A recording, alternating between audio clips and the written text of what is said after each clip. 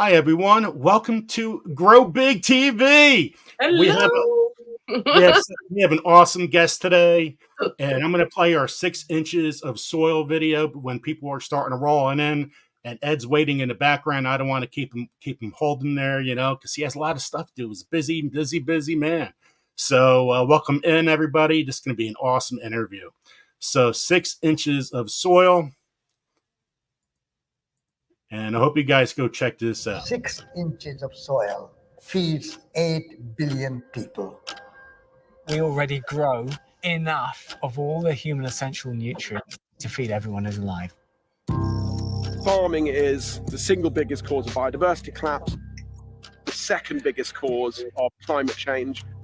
Soil is the most valuable resource on the planet, and we're degrading it without even realizing. We have come to believe that money is more important than soil. That idea has to change. Regenerative agriculture is farming that we're producing food, but also farming in harmony with nature. You're working with nature, not against it. The more people see it, the more that they realise that it works. Having a regenerative agroecological system, that is surely the solution.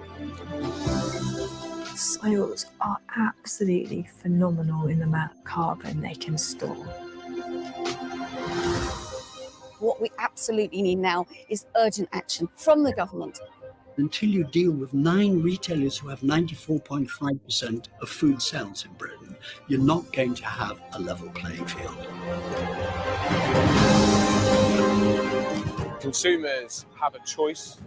They can decide to buy cheap meat from industrial farms, or they can find farmers that really value animal welfare and the environment that we're farming in. Dad started regen farming for the future generations to come, and that was the most selfless act he could have done. The people who are doing this are making big sacrifices. I think the potential is absolutely huge here. These farms really can change the world. It's all about the soil, isn't it, really? Yeah, definitely. Yeah. 6 inches of soil. Hope you guys like that. So, who is Ed Currie? Ed Currie is American chili breeder. I was gonna say, can you explain that? I don't really know who he is. I'm kidding. Of course we know who he is. And hey, we've been talking about pucker butt for so long because we've been giving out his sauces, gave out seeds. We've been giving out a lot of stuff for of Ed's company, Pucker Butt, for the last year or so, maybe a little more over a year. Right now, he's based in South Carolina, but he's also been in New York. That's where he got brought up, I believe. And then he moved to Pennsylvania, Valley Forge. But now Pucker Butt's in South Carolina. While he's best known for the Carolina Reaper, which is the Guinness World Book of World Records for chili peppers. And now it's the Pepper X, and that's surpassed that. Ed has dedicated much of his life studying and breeding chili peppers. His work involves a meticulous process of cross-pollination and selection to develop peppers with special traits, particularly focusing on heat and flavor. His creation, Pepper X, achieved the record-breaking 2.69 million Scoville heat units, making it the world's hottest pepper in 2023. The development of Pepper X was a result over a decade of cultivation and selective breeding, aiming to create a pepper with exceptional high capsaicin content. Well, let's welcome in Ed Currie. Welcome in, Ed. Hey, thank you for having me. It's an honor. Well, thank you so much for joining us. And I know you have a busy schedule, and we just really appreciate it. So thanks for hanging out with us. Oh, no problem at all. I drank a little energy drink just to stay awake for you. Aw. I'm surprised you didn't say I had a pepper right now ready for your channel. Well, that was with my dinner. But yeah, no, as you guys know, farmers get up very, very early, and I spend most of my days on the farm. So I noticed when you read my messages when I sent to you, if I send it the night before, I know Ed in a couple hours might read it first thing in the morning because that's when he reads his messages. Yeah. When I get to them, yes.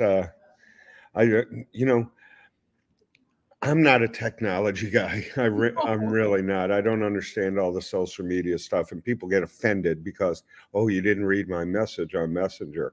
I didn't even know how to read the messages on Messenger until one of the kids who works for me showed me. And there were thousands of them, and I had never opened them. Because I thought it was another app you had to buy. So, if I'm late, I apologize, but I always answer now at some point. Does the heart work for you? I don't know. So it's been happening on conference calls and things. It's hilarious, and I don't know how it got turned on, and I don't know how to turn it off. So I got to wait for my web team's in a different town. I got to wait for one of the computer geeks to get here so we can figure it out. What the heart is, a whole bunch of hearts start flying through the screen. And you do the thumbs up, and there it is. I don't know why it does this stuff, honestly. That's hilarious. Oh my gosh. That's kind of cool, though. Yeah, but I don't know how it turned Wouldn't on. that be cool if you did that? There was like a billion peppers. That's why I want to figure out how it's going on. Yeah, that'd be cool. Manipulate it. So what sparked your interest in growing and studying hot peppers? Like, I know you started with flowers, right? You started because your mom. Yeah, flowers and normal garden stuff. I grew up in Queens, New York, in a place called Richmond Hill. And we happened to be blessed with my dad moved us into the farmhouse from the block from the 1800s. Oh, that's cool. It had a double lot, and none of the other buildings on the street had a double lot. So my parents kept really nice gardens. My mother loved flowers and bulbs and tubers and stuff. And they also had a vegetable garden, which was rare in New York. So from a very young age, she would involve us with the garden, mostly for slave labor, but explaining everything that we were doing. And I enjoyed the fruits of the labor, I liked the way the flowers looked. And she started, she taught me at an early age about plant breeding and things like that. Because I had a knack for science. So I was a very smart kid, very bad kid, but very smart kid. And then when we moved to Pennsylvania, it was even bigger. It was like moving into a park from New York. Who else gets to play in the yard? And they were like, no one, this is your yard, and it was acres. So they had a really huge garden there, and I got more interested. And by the time we went to Michigan, I was breeding, lilies and irises with her, trying to crossbreed and get different colors and stuff. And it was just fun science experiments. Yeah. But when I was, like I said, I was a bad kid. And when I got dropped off from college, they told me I was going to die of heart disease or cancer because I was prevalent on both sides of the family. And if I wanted to continue living the lifestyle I was living, I better do something about that. And that led me to peppers. Research that I did in a place called the library. I know there's not many of them left. Libraries are full of books. What's a book? That come from before the internet and have the truth in them and not fiction. So if you want to really learn something about, like, say, agriculture, go to a book that was written before 1995, and you'll get some real answers. I'm very interested in this farmhouse that you grew up in. That sounds very, very interesting. It was cool. It was cool because it was like 3 stories tall. Wow. And Is it still there? Is it? Yeah. Now like 8 families live in it. They've turned it into apartments. Wow. Yeah, but it was the original farmhouse for the block before they started building up. The farms were broken up into blocks. And it was before they started building houses up, it was the one that had the farm, that had the farm for that block. My parents even told us the attic was haunted to keep us out of there. That's funny. Yeah, it was funny, but it was just a cool house. It had an old coal stove, coal burner in in the basement and things. It was just really, really, it was neat. That would have been really cool to grow up there. That's really awesome. Yeah, well, it was cool, but I didn't realize how cool it was until I became an adult, stopped doing drugs and alcohol, and got clarity of thought. Because when you're abusing yourself mentally, spiritually, and physically, what you think of the past is different than what actually happened. Okay, it has to fit the narrative that justifies the actions you're taking upon yourself. I have noticed a lot of people with the hot pepper community. They were addicts. Yeah. In something, so they went to hot peppers to get away from that. Whatever they were addicted to. Well, it's pretty simple science. Like capsaicins affect the dopamine receptors in your brain the same way narcotic does. So it causes an endorphin rush, dopamine rush, and it makes you feel good. So it's very simple science why a lot of addicts not in recovery and addicts in recovery tend to go towards, spicy foods. But I knew that a long time ago. It's a simple thing, and the stuff I got from the library led me to, there were like 5 indices that all the people who don't have cancer around the equator, all up through the tropics and down through the tropics, as it may be, one of the things they all have in common is the enormous amount of capsaicin they consume on a daily basis. That's so awesome. That led me into more molecular science, and led me into more things. And I got my first chili pepper plant, and I was hooked ever since. What is the science behind capsaicin and cancer? Well, there's a certain key, and I'm breaking it down really simple, okay? All capsaicinoids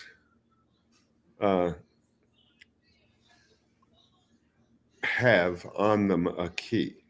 Some of the capsaicinoids have a very small key that it's hard to do the job. Some have a big key. All cancer cells have a keyhole.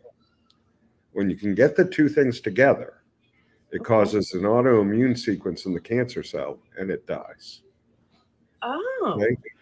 The cancer cell essentially kills itself because the capsaicinoid has filled a trigger that tells it, you got to go.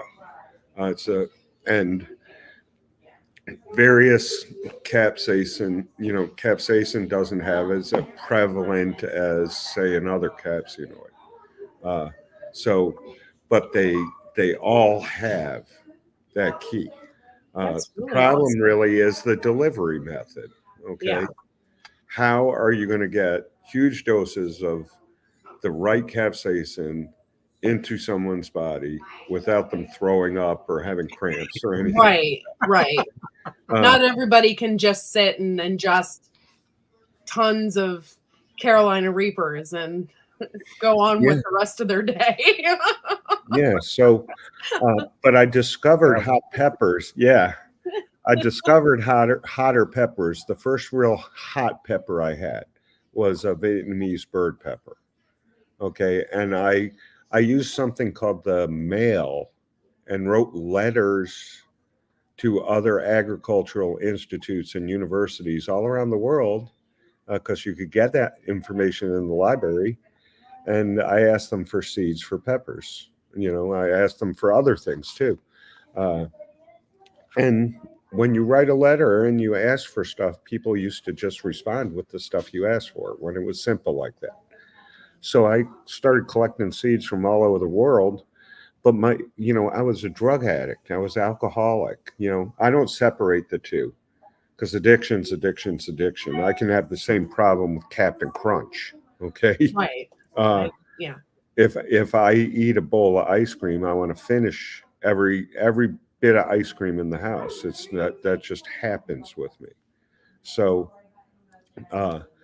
when through the 80s and 90s, even though I got involved with some people who were in the pepper industry, my goals weren't altruistic. My goals weren't to help the medical community or anything like that. My goal was to hurt other people. Okay.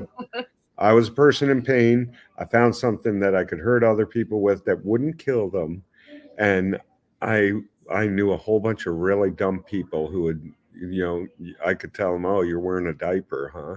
And they'd grab whatever I was trying to offer them and they'd eat it. And then I got to watch them in pain because my tolerance was really high from the beginning. And that also, I believe, is due to the high level of addiction that was in my body. Yeah. So it wasn't really until I got clean and sober in '99 that God put it on my heart again that, hey, you were supposed to be doing peppers. See, my whole life I didn't think with my heart. It's real simple, okay? Men think with their stomachs and their heads. Women think with their hearts and their heads, all right? As long as our stomachs are okay, we keep on thinking with our head. But I truly believe God speaks through our heart, and you have to tune into that to be able to receive it, and I had given up on God for a long time.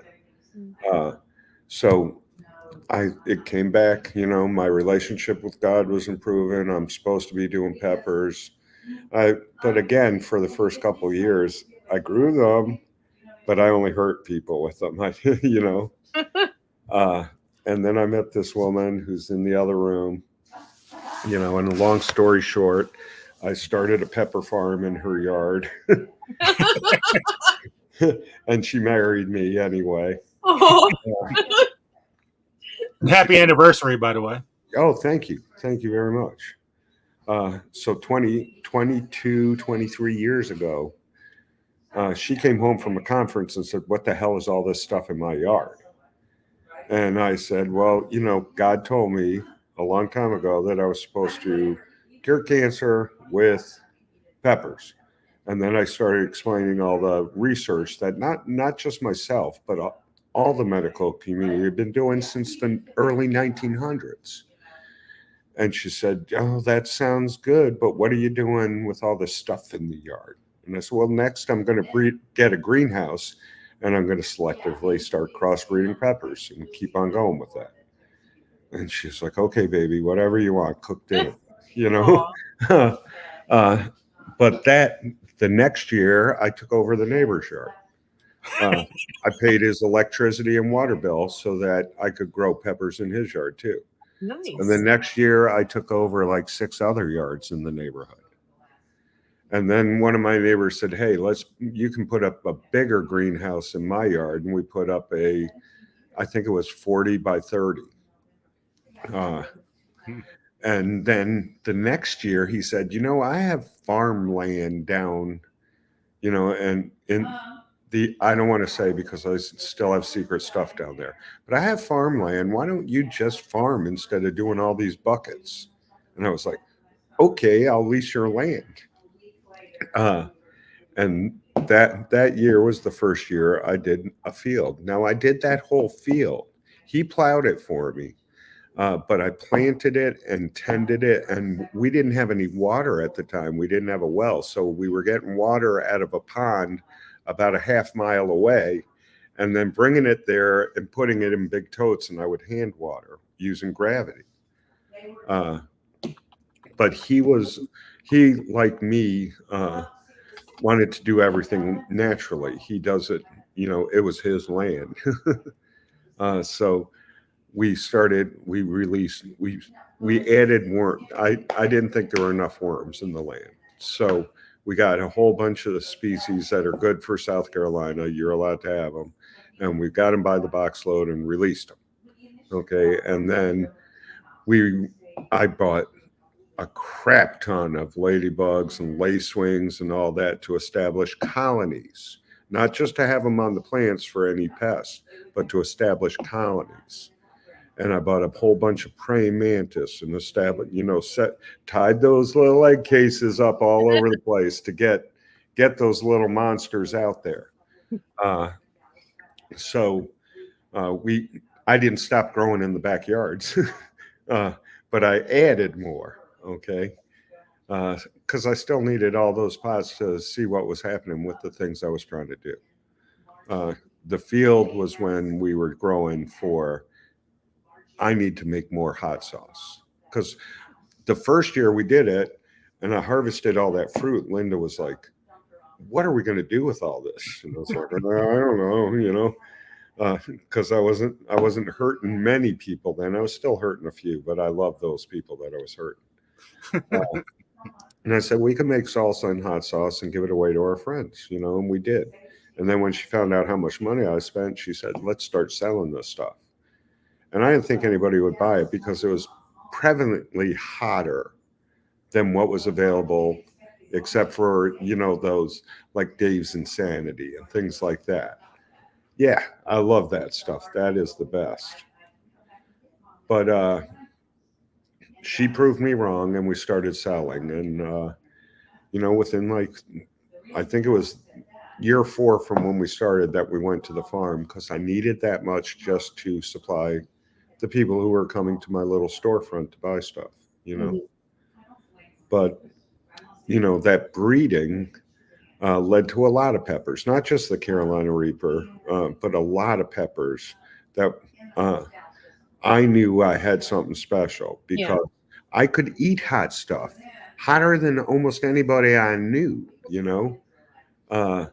But when I ate the pepper that eventually became the Carolina Reaper, the HP 22B, it knocked me to my knees, and I felt high for the first time since I got clean and sober.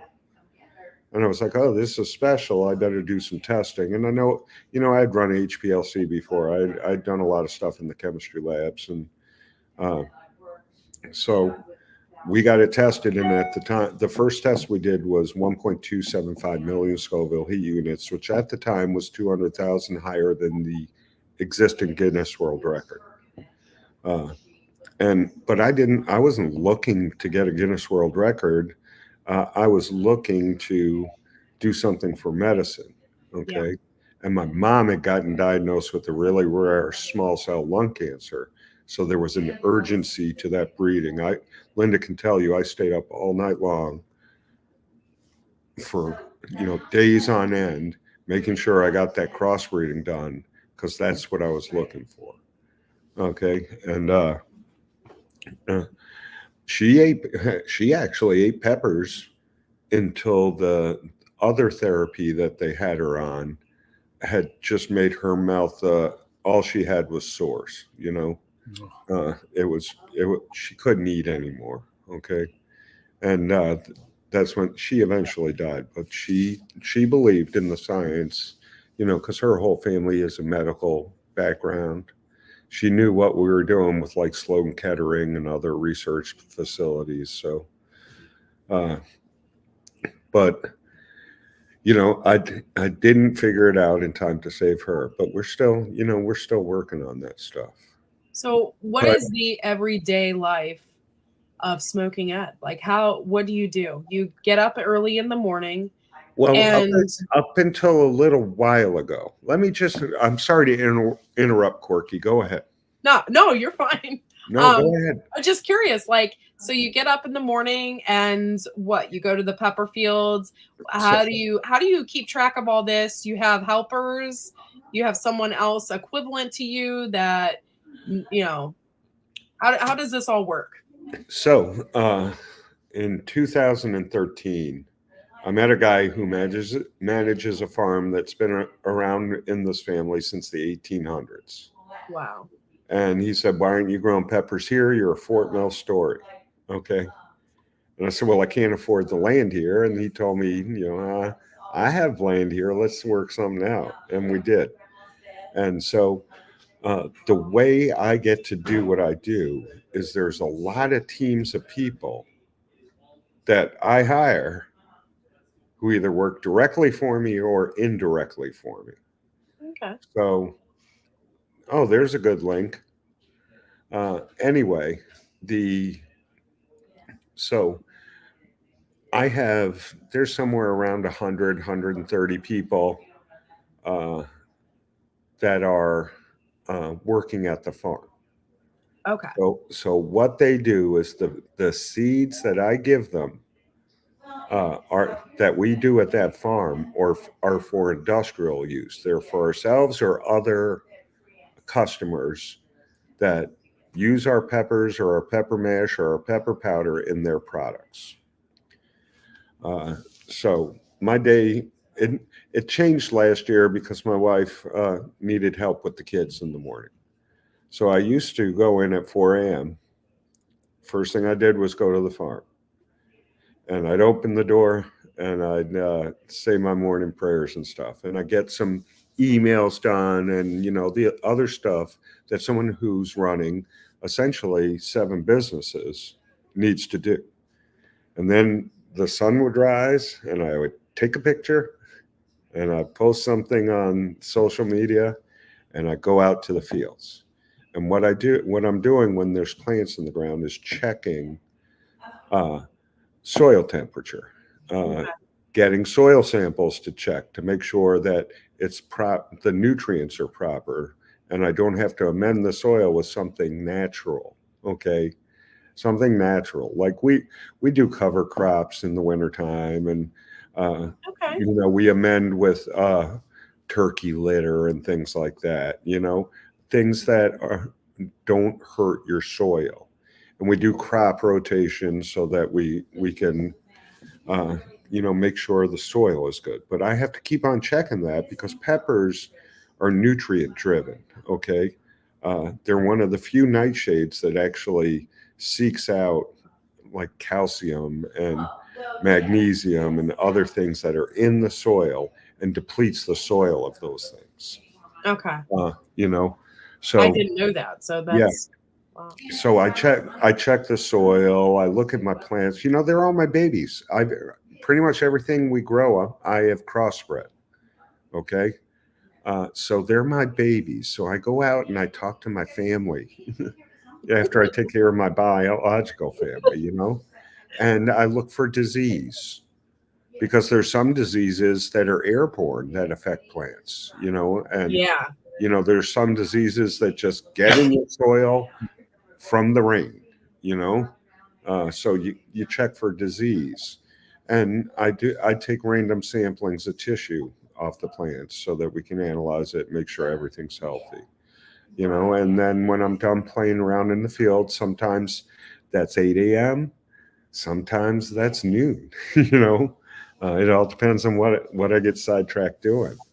But then I go back and we process peppers year round. We make hot sauce year round. So I tell the people who manage the farm what I found. Here's what we're doing. Send out tests, and then I start managing those other businesses that all have to do with peppers. And so I leave the house usually around 3:30 or 4, and then I get home sometime between 5 and 7 at night. Wow. Because at the end of the day, that is like the normal, like springtime right now. In the wintertime, 7 a.m. to 5 p.m., I'm making pepper powder. I'm dehydrating and grinding peppers. That's what I like to do outside of because I can just stop and do my business stuff. But it's, there's nothing in the ground and we let the greenhouse die. We redo the greenhouse every year for breeding purposes. I have a couple of really nice big greenhouses. How much pepper residue do you have on your cell phone? I don't know. Can you see how much pepper is in that little camera lens? Okay. So funny. But I'm not allowed to wear my shoes in the house. And, sometimes I am made to take my clothes off in the garage. Okay? I understand why. Okay. But during harvest, totally different thing. I'm still doing my plant thing in the morning, but all day long I'm inspecting crop. Okay. And I'm looking at fruit and I'm, making sure there's no disease on the fruit. And then I'm deciding what gets processed where. And we have literally on any given day, we can have between 5 and 20,000 pounds of peppers that come in. And that's from middle of June all the way to the middle of November. Wow. So And in harvest your time, head, are you always experimenting though? Are you always like, I yeah. wonder if I cross this with this, what will happen? Oh no, we have books that sit out all winter long that are Ed's ideas, Tom's ideas, you know. And it's not just about crossbreeding peppers. It's about how do we concentrate things into a way that people, people can actually enjoy, but give them the benefits of a huge dose of super high. Yeah. So we go through those books, and like tomorrow is when we're going to plant the seeds for the greenhouse. All the greenhouses have been filled with the stuff that's going out in the field starting next week. So we're going to, I just realized there are comments. Yep. We got 33 people right now in the chat. Awesome. Hello, everybody. So we have 33 people here, and then we have other. I was on the tab that said private chat, and I just looked over and I said, "Oh, there's comments," because my dog walked by. But anyway, we come up with the ideas. We look at the data from what we did the year before, and what shows that's promising. And if something's promising, we regrow it in the greenhouse again. If something looks like it could be promising, but if we mixed it with that, it'd be really promising, we plan on crossbreeding it. And right tomorrow, we're going to start planting those things that we're doing this year. How long does it successfully take? Like once you start crossbreeding something? If you get something that you want to try to bring to stability, depending on the family of pepper, it's going to take anywhere from 8 to 12 generations. Okay. Now I have greenhouses, and I can get 8 generations in 5 years, no issue. Okay, 5 annual years, because I can harvest fruit and replant right away. Collecting the data on it, like the science data, takes anywhere from 1 to 2 weeks, depending on how busy the labs are. Okay. So really, I have to take a 2-week break, and if everything comes back right, I can replant. But we do that in every stage. So, it just baffles me on the internet when people say, I crossbred a new pepper, I'm selling seeds this year. Okay. Yeah.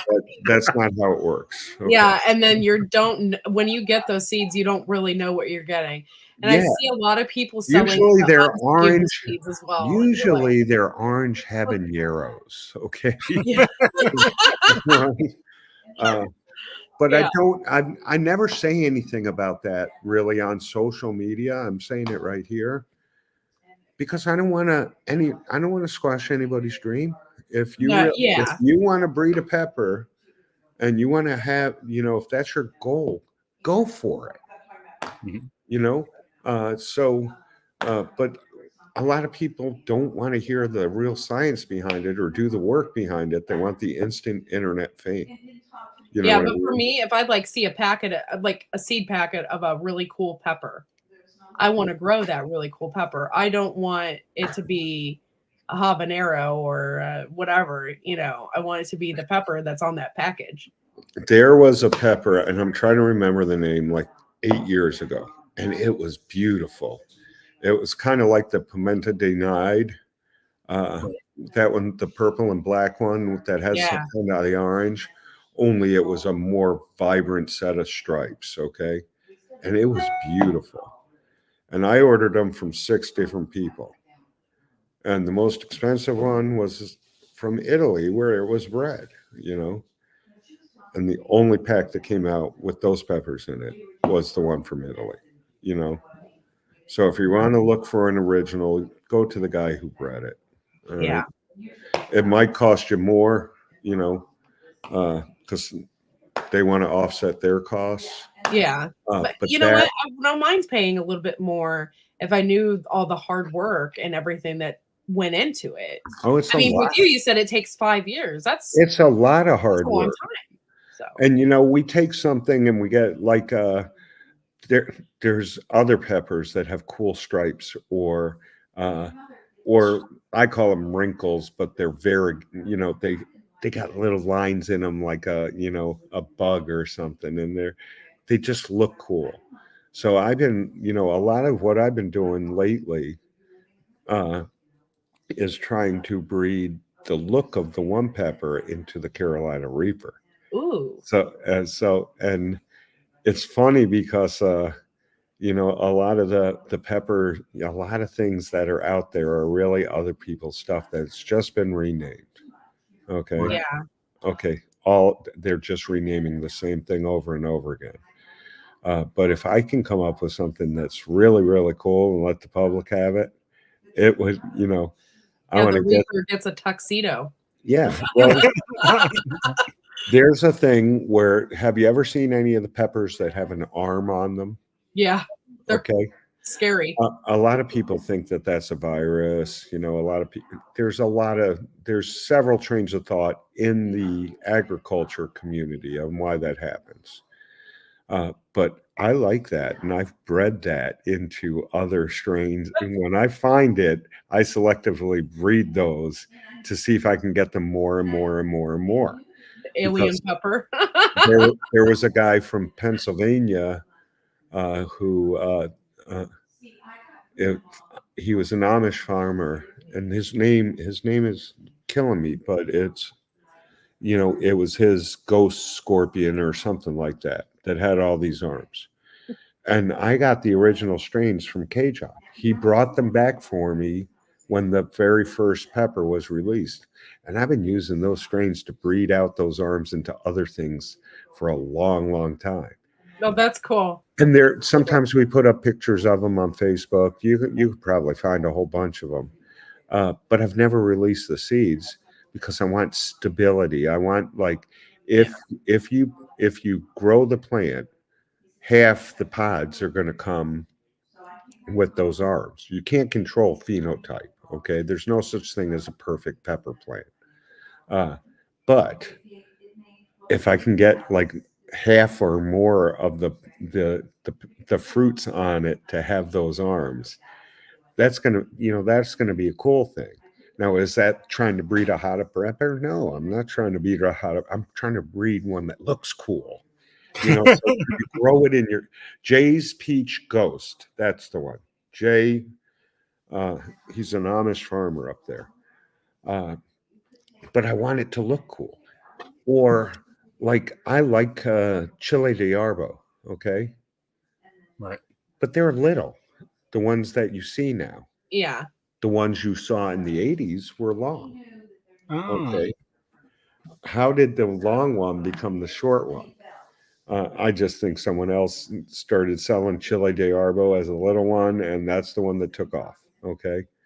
But I like looking for the original strains and taking, and we'll just use cayenne in general. Cayenne in general Cayenne's delicious, by the way. Yeah, but it tends to have bitter notes to it. Okay, so that's why people use salt. To offset the bitterness when the salt activates on your on your tongue, it comes off on the bitterness. The tannins don't affect you as much. So, what if we bred sweet into a cayenne? Mm. And then what if we got that bred into that sweet cayenne, thicker flesh, so you got more weight per fruit, and the harvest off a plant is better. That's the kind of stuff that I'm really looking at. We're still breeding hot peppers, don't get me wrong. We got a couple more coming down the pipeline whenever I decide Pepper X doesn't need to be the record anymore. But I'm more interested in what can I do that looks cool? What can I do that tastes good? Yeah. Right now, because when you look at the pool for super hots, okay, I forget if it was Gallup or the other one that did a survey that said 62% of American households identified as eating spicy foods. Okay. Yeah. So let's assume that, we'll use round numbers, 350 million people in America. Okay. And 62% of that is a pretty large number. All right. So then you take a household like ours, where my two kids don't eat hot unless they want ice cream. Okay. And then me and my wife eat hot, but I eat stupid hot. Okay.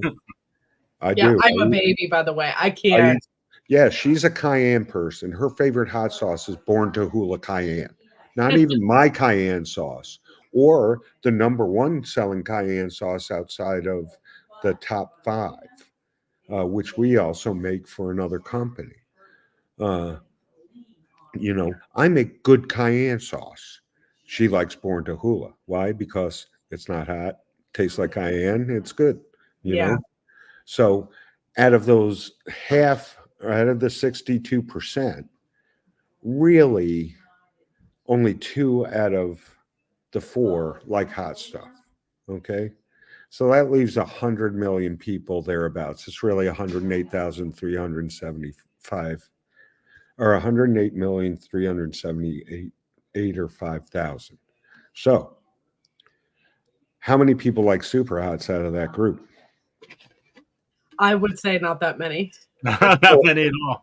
If you take all the people on social media who identify with super hot groups, and I'm talking all social media because this study has been done, there's only like 120,000 people.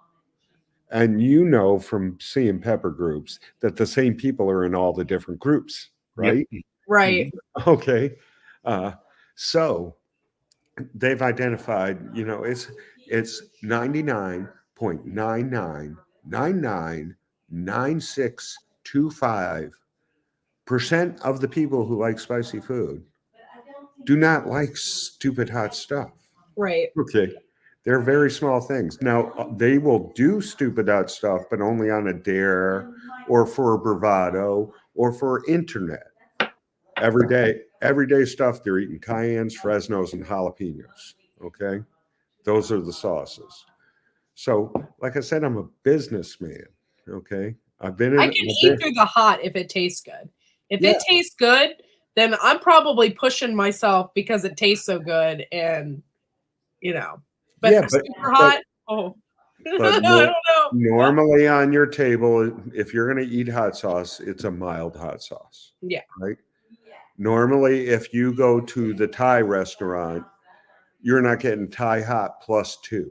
Oh no, that's not me. Nope.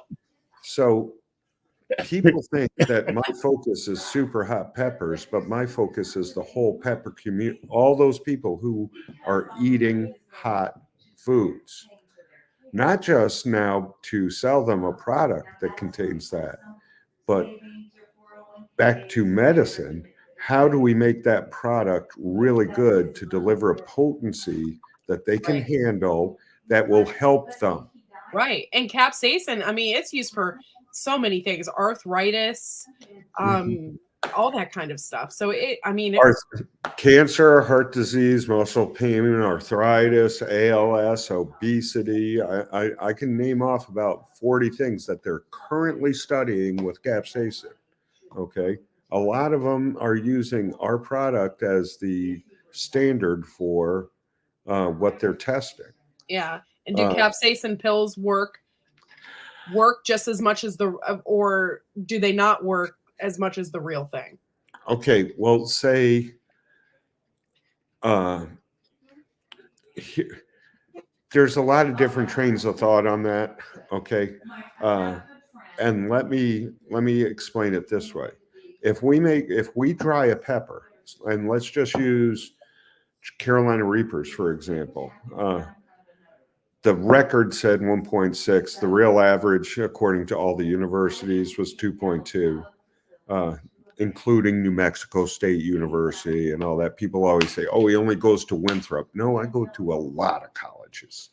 Okay, you need for data, you need a pool of data in order to get your results. Again, people not knowing science and opening their mouths. So we take that, and let's just round it down to 2 million. We dehydrate those peppers in giant dryers that are running at about 178 degrees. Are these like dehumidify, or? Yeah, they take all the moisture out and they okay. dry the pepper. Mm-hmm. So when you test the dried product, because the moisture is gone, now you only have about 700,000 Scoville. Okay. Still a lot of Scoville. So when you dry them like that, it takes it down? Yeah, anytime you cook, anytime you heat anything in nature, okay, it all has different points, but the molecules start breaking down. Okay. Obviously, it takes more heat for iron to start breaking down than it does for a pepper. But the molecules start breaking down, so it changes the Scoville heat unit on it. Okay. Wow.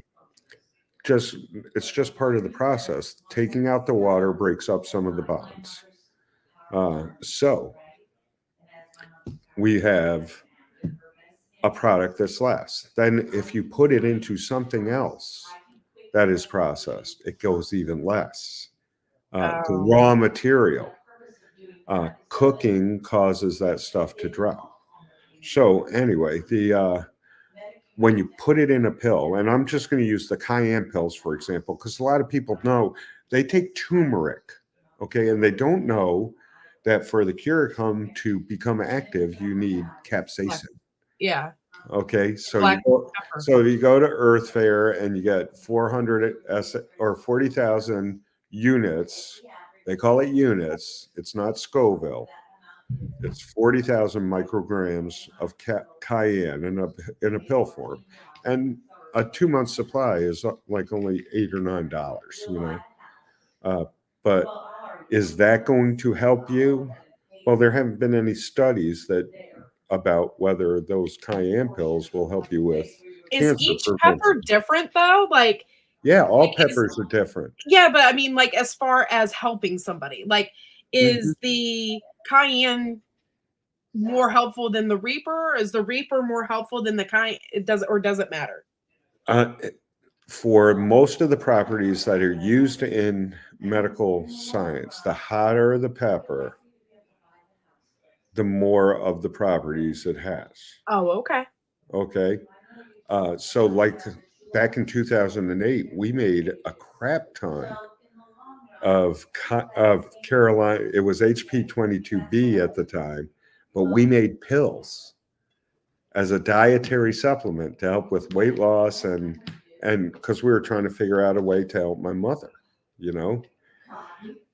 But if you ate one of those pills, you got the cramps. How was the outcome with that?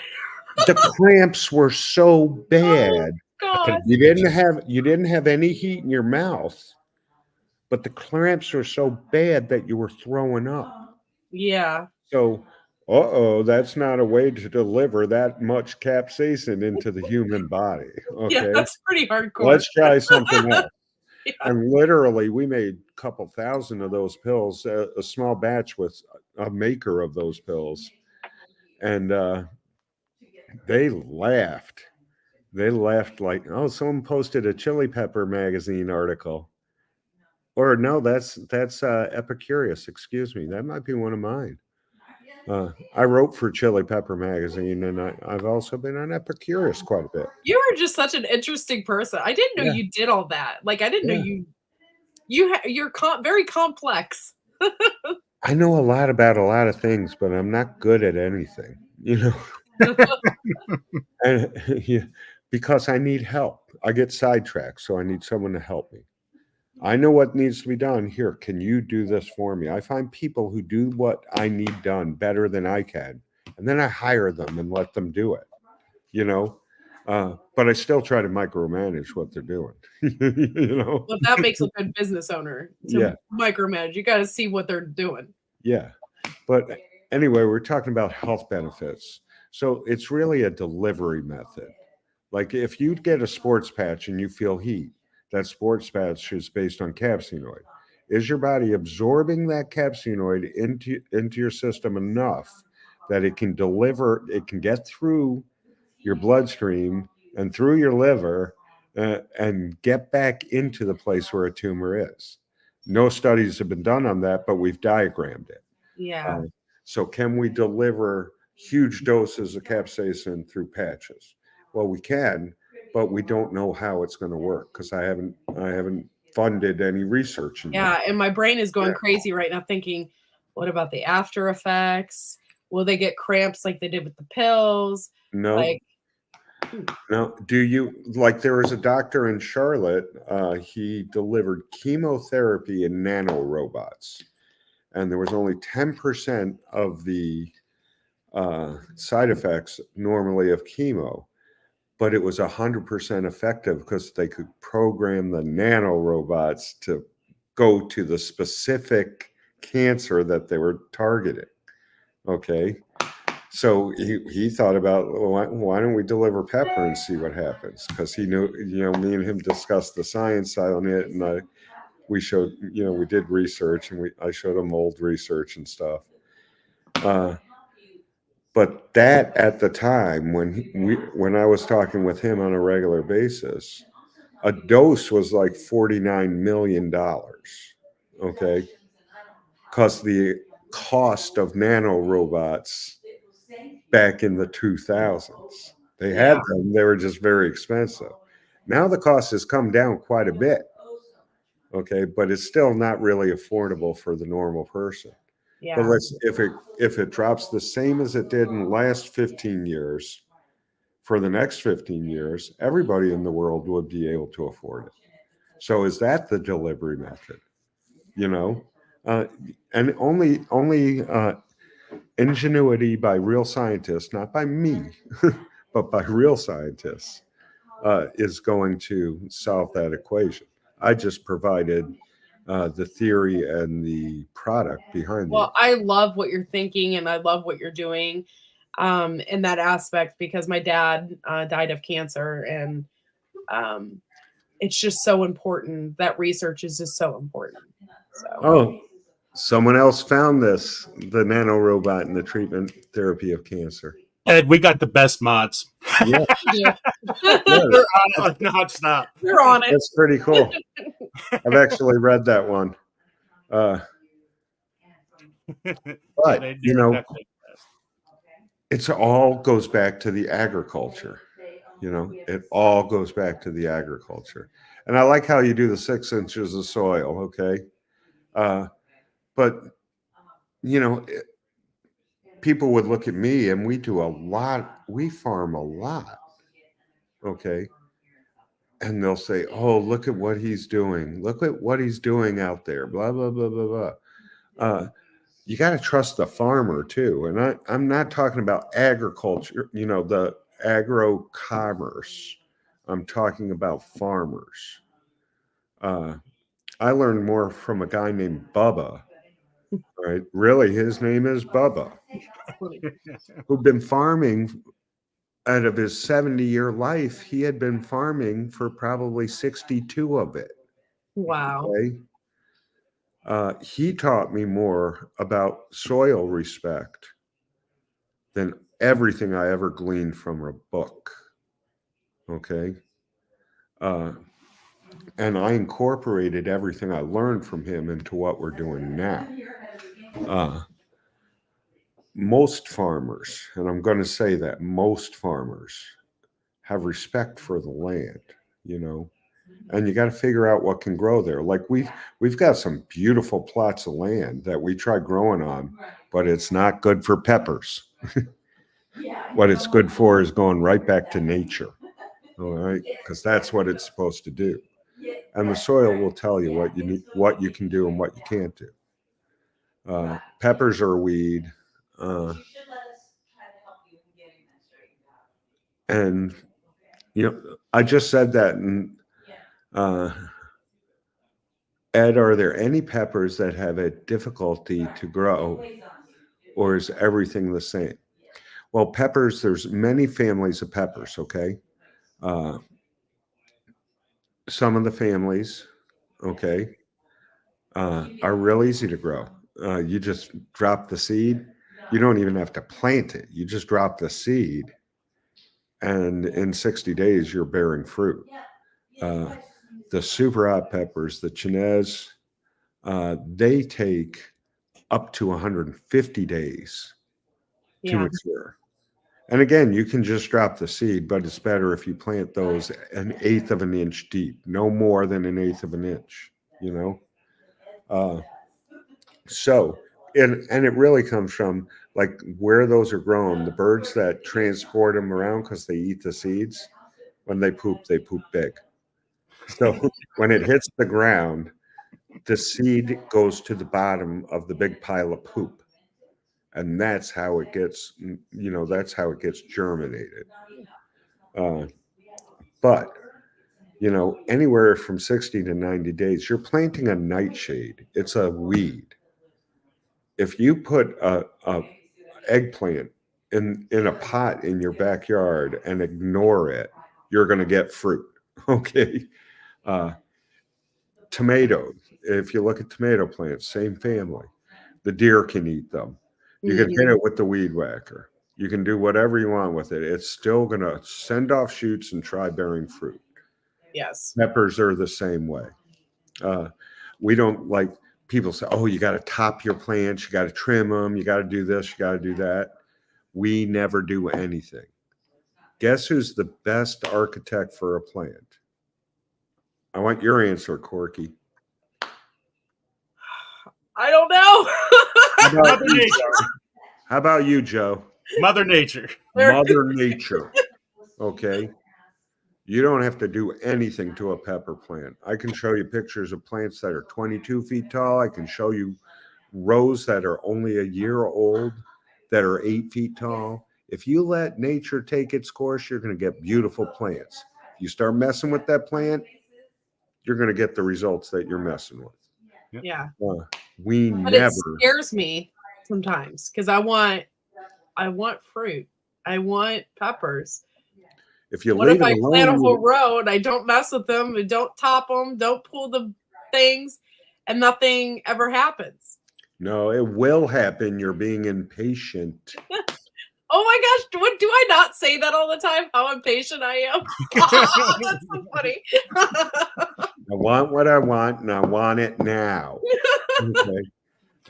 But you got to have patience. You got to let nature take its course, and you'll get great fruit. We did a study using some agricultural universities around the United States. With the way that we grow things, we're getting a harvest that's 3 to 4 times the national average off the same types of plants. What we do that they don't do is we leave those plants alone. Okay. Whereas everywhere else, they always, now we have to do this. Now we have to do that. If we don't get rain, the plants will let you know when the water needs to be done. Okay. We can pump water out into the fields, but you don't have to water a plant until it tells you to water it. Yeah. If it needs food, it will let you know it needs food. The leaves will start turning yellow. Then you got to analyze the soil, find out what it needs, and put it in. Or you can make really educated guesses. Yellowing leaves, get some CalMag. Get the natural stuff, not the cheap stuff, and put it on. Your plants will look beautiful. Do you guys talk about electroculture at all? Yeah, I played around with it last year in my garden. It works. Okay, it works. My mom used to do electroculture back in the 60s. Oh, so cool. Okay. I didn't even know it existed that long, so that's really cool. It's existed for longer than TV. Okay, it's existed. Get the antenna up. They've been using it all over the world for thousands of years. Okay. It was just a forgotten thing because you can't make money off of it. You want your plants to produce a lot of fruit, do a little electroculture, We actually had somebody on last month talking about electroculture, which is pretty cool. I want to do that to my cucumbers now. Yeah. This summer I'll get 100,000 cucumbers. I have never had those results with the pictures that show, a carrot this big, I don't believe any of that stuff. But I have seen the carrots grow faster. Okay. And I have seen the cucumbers produce a whole lot more fruit, and the zucchini and the tomatoes and all that, and peppers. So, it's worth a try in your small garden. What soil do I use? Well, I live in South Carolina. I'm using South Carolina red soil. That's what the soil here is, a mixture of red clay and loam. And it's a beautiful color, and it's perfect for nightshades. Ed, when you were What I use in pots, I have a partnership with Bonnie Plants, and everybody says Miracle Grow is crap, but their organic product has been certified and tested to be a really, really good thing for containers. And I was part of the studies before they put it out. And right now I use another product that they have that's going to be coming out in a few more years that is unbelievably good, because they took that organic product and decided, like it's really got too much cow manure in it. Okay. So they replaced that with some better stuff for growing in containers. And we're testing that right now and getting the results. But everybody's like, oh, fertilizers, Monsanto, blah, blah, blah, blah, blah. Their natural product doesn't have a chemical in it. Okay. Now, the green bag might have something in it. I don't know. I'm not going to comment on that one, but the black bag does not. But I do, I use that stuff because I'm part of a testing. But I like the marijuana soils that you can go and get at the dope store. Okay. I use Happy Frog a lot. Yeah. My personal greenhouses where I do the breeding, I use a brand that I go to a dope store in North Carolina, and I buy it by the pallet. We go through about 16 pallets filling up 7-gallon buckets. That's too funny. Yeah, it has a seahorse on it. I'm trying to remember. Seahorse. Is it something by Fox Farm? Fox Farm? Yeah. Fox Farm, they do. They have really great products. I can't say. They're expensive, but I love it. Yeah, but it's the greatest. Okay. But honestly, the results from that as compared to other products I've tried, it just makes the plants look better. That's all I think. Yeah. There's no real difference in the growth of the plant. There's no real difference in the harvest. What it is it's always looks like a healthy plant. Yeah. Okay. And my plants right now, I have tons of plants in my grow room right now, and they're not lacking anything because I use Fox Farm the Happy Frog stuff. So nothing's lacking. I know last year all my tomatoes turned purple and stuff like that, and I had Yeah, someone just commented about the washed composted seaweed. That's part of the soil that I'm using. It's the one with the seahorse on the corner or whatever it is. Hey, when you were talking about the HP22B, is the HP stand for higher power? Yeah. And how did you come about that? Everything I do now, I'm in 12-step recovery. And it helped me find the God that always was carrying me, but I never looked for. Okay. And in recovery, a lot of people refer to God as their higher power. All right. So all my codes for like a 6-year period, because I do codes for every plant. So I don't do names on pots. I don't want people stealing stuff or whatever. So there's a code. And for a lot of years, I think until 2012 or 2013, I used HP. And then there was a row number and a pot number. Okay. And that's HP22B was the first plant we pulled, what was called, eventually became the Carolina Reaper. Carolina Reaper. But like the Pepper X was H3 HP63T. Okay. But every year, besides that number, there's also the year, and it's essentially it's a lot code for breeding. So it's, but that I don't give everybody my whole code.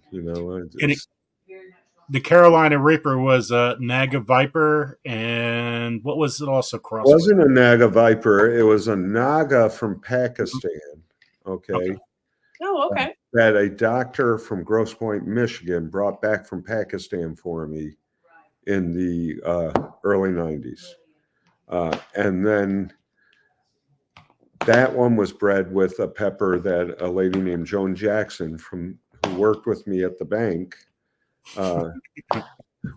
She was from St. Vincent. Her family owns a lot of land on the volcano La Soufrière. I used to bring in hot peppers to the bank all the time and hot sauce, and I'd say, "Here, give this to your husband, Joan." She'd come back the next day and say, "You don't know pepper. I'll bring you pepper." Okay. And if you go to the islands, they don't say, "Oh, this is the St. Kitts habanero." They just say pepper. Okay, it's an ingredient to them. So she brought back this pepper that was freaking awesome, and I bred that pepper with a lot of other peppers. Okay, which 9 of them, the Carolina Reaper was the mildest of the 9 we chose to go with. Okay. Oh, Lord. Yeah. So, it's too funny. Ted Barris was the only YouTuber at the time who got to try HP54. He tried HP54A, and he said, "This is the death pepper. It's hotter than anything I've ever had." So we let certain people try certain things back then, and that was before people stole from you. Yeah. Now, if you get a reviewer who wants a pepper, all of a sudden he's selling the same pepper as a different name the next year. You know what I mean? Yeah. It's crazy stuff. Yeah, it is. It's stupid. It really is insane. It is. So we Yeah, stopped. it's like people don't have any integrity anymore. Like, well, no, there's people with integrity, but most of the people who get the attention are they're just, who knows? I just pray for them literally every day. Okay. I do this long prayer. There's a combination of our thirds, I do a 3rd-step prayer, a 7th-step prayer, and an 11th-step prayer every day. And part of that prayer is bless my friends, my family, my enemies, and my coworkers, those who have harmed, those who I have harmed, those who have harmed us. And then I ask God to take the fear and anger out of my heart and replace it with love and kindness and help me to be a better person. And then I ask him again to bless my friends, my family, my enemies, and my coworkers. Okay? Because under that one thing of enemies are those idiots on social media who want to attack you, but they still want you to send them free stuff or steal from you. You know what I mean? And so I did that prayer for a long time because of what happens in the pepper community. It's not, other gardening communities are not like the pepper community. No one in the Irish community is actively trying to hurt someone else. Okay. Yeah. So I used to call those people douchebags. I don't know if I'm allowed to say it. But then it hit me that all I need to do is pray for them and ignore it, And if I see a group that is actively hurting others, I just delete it. Then I don't see that stuff anymore, So that's why I chose to say yes to you so long ago, Joe, is because positive things about doing positive things, especially gardening. It's a blessing, man. Well, you have a gift for that too. Yeah. You definitely have a gift for crossing peppers and all of that. Well, I had a gift for crossing dope strains too, back before it was legal, and I have a gift. There's, I've sold lilies and irises to Which are my favorites. major plant breeders that I've bred with different colors that are available in catalogs right now, and I get to see the name that I gave them in their catalog that they're selling. I love irises. That is so cool. Yeah, it is cool. We've got our irises blooming right now, and Linda's like, "How did you make that color?" And it's simple. Breeding irises is simple. You cut the tubers in half and you tape them together, and you see what happens. Wow. That all started with your mom, though, right? Your mom did I that. didn't know that. Now oh, dude, I have these really dark black ones. I'd love to mix it with a yellow. Yeah, and you just see what happens. Yeah. You're not going to get anything the first year, but the second year is when the magic comes. That's cool. And you can actually save the seeds from iris. It just takes a long time to get it to the tuber stage, so there's plants are so cool. You get to design something in nature just by doing some research and some work, Yeah. And it's something where you can actually see the fruits of your labor happen really quickly, and then that gives you some satisfaction and some self-esteem, and you do it again, and it keeps on building, and then you want to share, and you want to share with others and get the passion going with them. It's just, I have my nephew here right now doing an internship with me. Cool. Yeah, I'm quite sure he thought when he got here we were going to be doing executive stuff. But the first day he was here, I took him to a farm and we ground peppers. Oh. And he learned about active water and lock coating and all sorts of things we have to do to make sure that product is correct for storage, for use, for whatever, and he's going to, as soon as we start planting this next week, because we're going to plant, the soil temperature is high enough to plant in the fields. Soon as we start planting, he's going to be out there with all the other guys planting peppers. Because we found that, the guys who come and work on the farm, they've been working on the farm generationally for almost 100 years, same families who come and work. Besides the farm managers and the regular guys. Yeah. They work faster than machines do. So we plant everything by hand. Okay. And it's a blast to go out and plant. Always, yeah. Because everybody's singing, everybody's having fun, and I get to enjoy the whole thing and have a great day with my hands in the dirt. And at the end of the day, I buy them a few cases of cervezas and everybody's happy. And we sit around laughing, And how many greenhouses do you have? For growing or for breeding or for both? For both. I don't know. In total, I think it's 11 or 12. They're pretty big tunnels. So now, do you get your... They're 120 feet by 30 feet, most of them. There's some that are bigger. Now, do you put your praying mantis, your ladybugs, do you put them all in there? Now, do you do that every single year? Yeah, I do it every single year because the ones that we put in the greenhouse, as soon as it gets cold, okay, as soon as I turn the heat off, couldn't let the plants die, they go out through the fan and go into the woods where they can keep warm. Okay. But praying mantis will lay eggs on the hoops and come back the next year. Oh, and the ladybugs will go down into the soil, some of them in through the rocks to the soil. And then when it warms up, they'll come back, but they've laid eggs.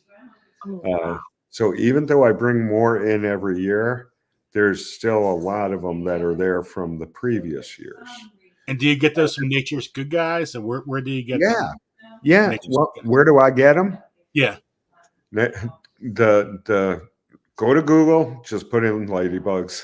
So Nature's Good Guys has all of those. Yeah. That same company sells ladybugs, they sell lacewings, they sell neotodes, they sell parasitic wasps, they sell everything you need. And you can get it pretty much year round because they get them from different places.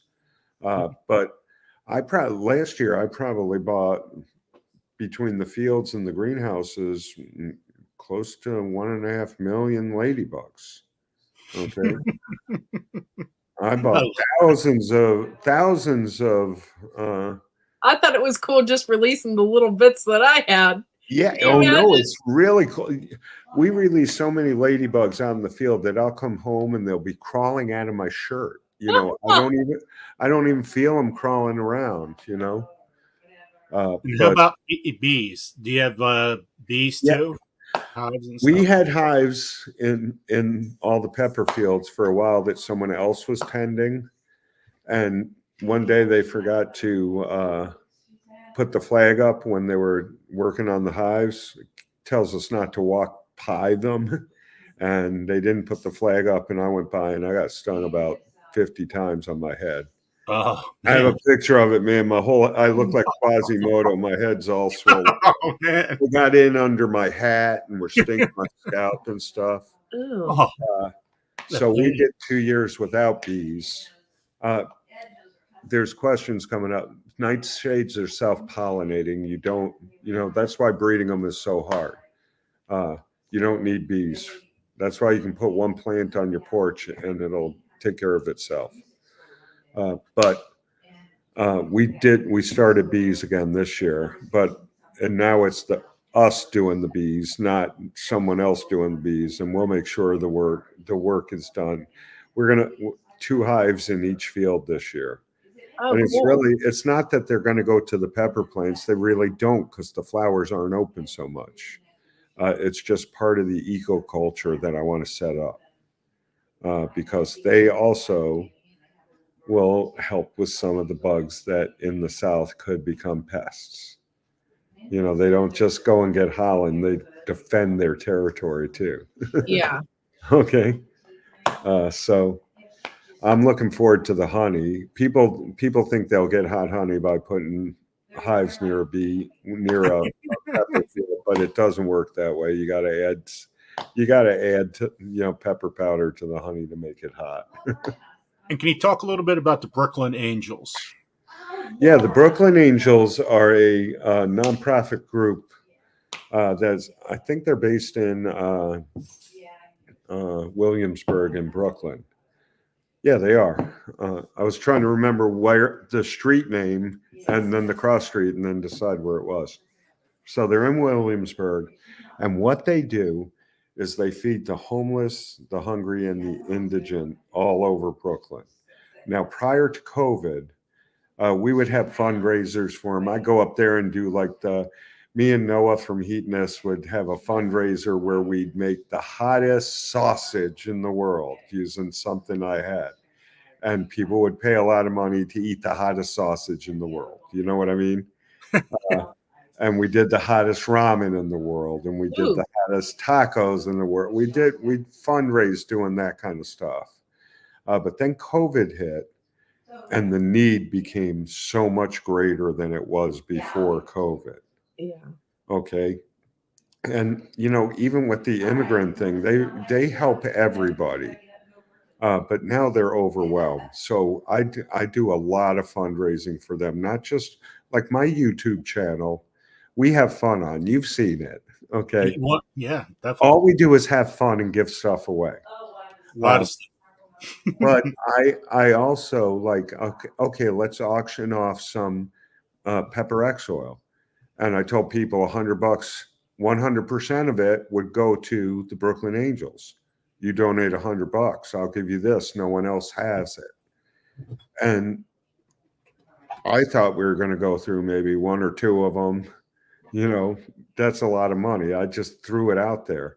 But I wound up going through 148 of them in like a 5-day period. Wow. People donated for it. Yeah. So North Brooklyn Angels, there it is. So we support them a lot. I've all the money from my YouTube channel, you know, from the ads and whatever we raise and all that, is getting donated to them. And they want to do it as an event and do another fundraiser now. I just wanted to go up and give them a check from what we did at Christmas time, because I know them all and they're good people. But now we're going to do something special and do a shout out and all that kind of stuff. Get some other celebrities up there, you know, and see if we can really raise some money. When I present our check for the first quarter, try to get some matching funds out of people who have the funds to match, you know. Yeah. And then You have done so much for so many. When you give away so many hot sauces, I have no idea how many you gave away this winter. From Christmas on, it has to be a couple thousand. It seems like. Yeah, it's like 8,000 so far, a little over 8,000. But no, understand this. Everything I have is a blessing. Everything. Mhm.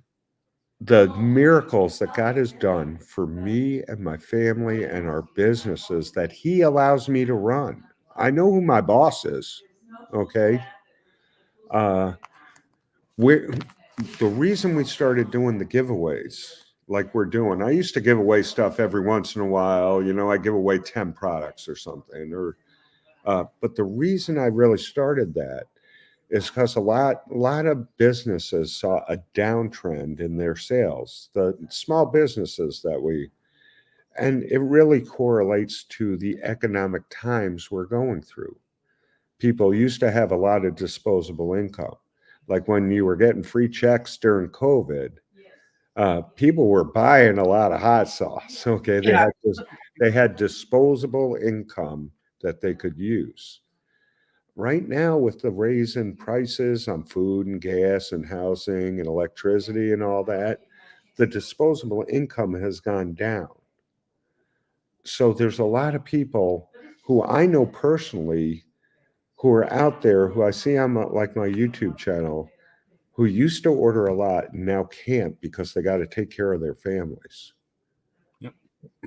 I got hot sauce, man. I got a lot of hot sauce. And a lot of people order a lot of hot sauce from me. The least I can do is give back to the community. The very least I can do is give back to the community. All right. And by giving back, it's not about, oh, Ed, you're so great.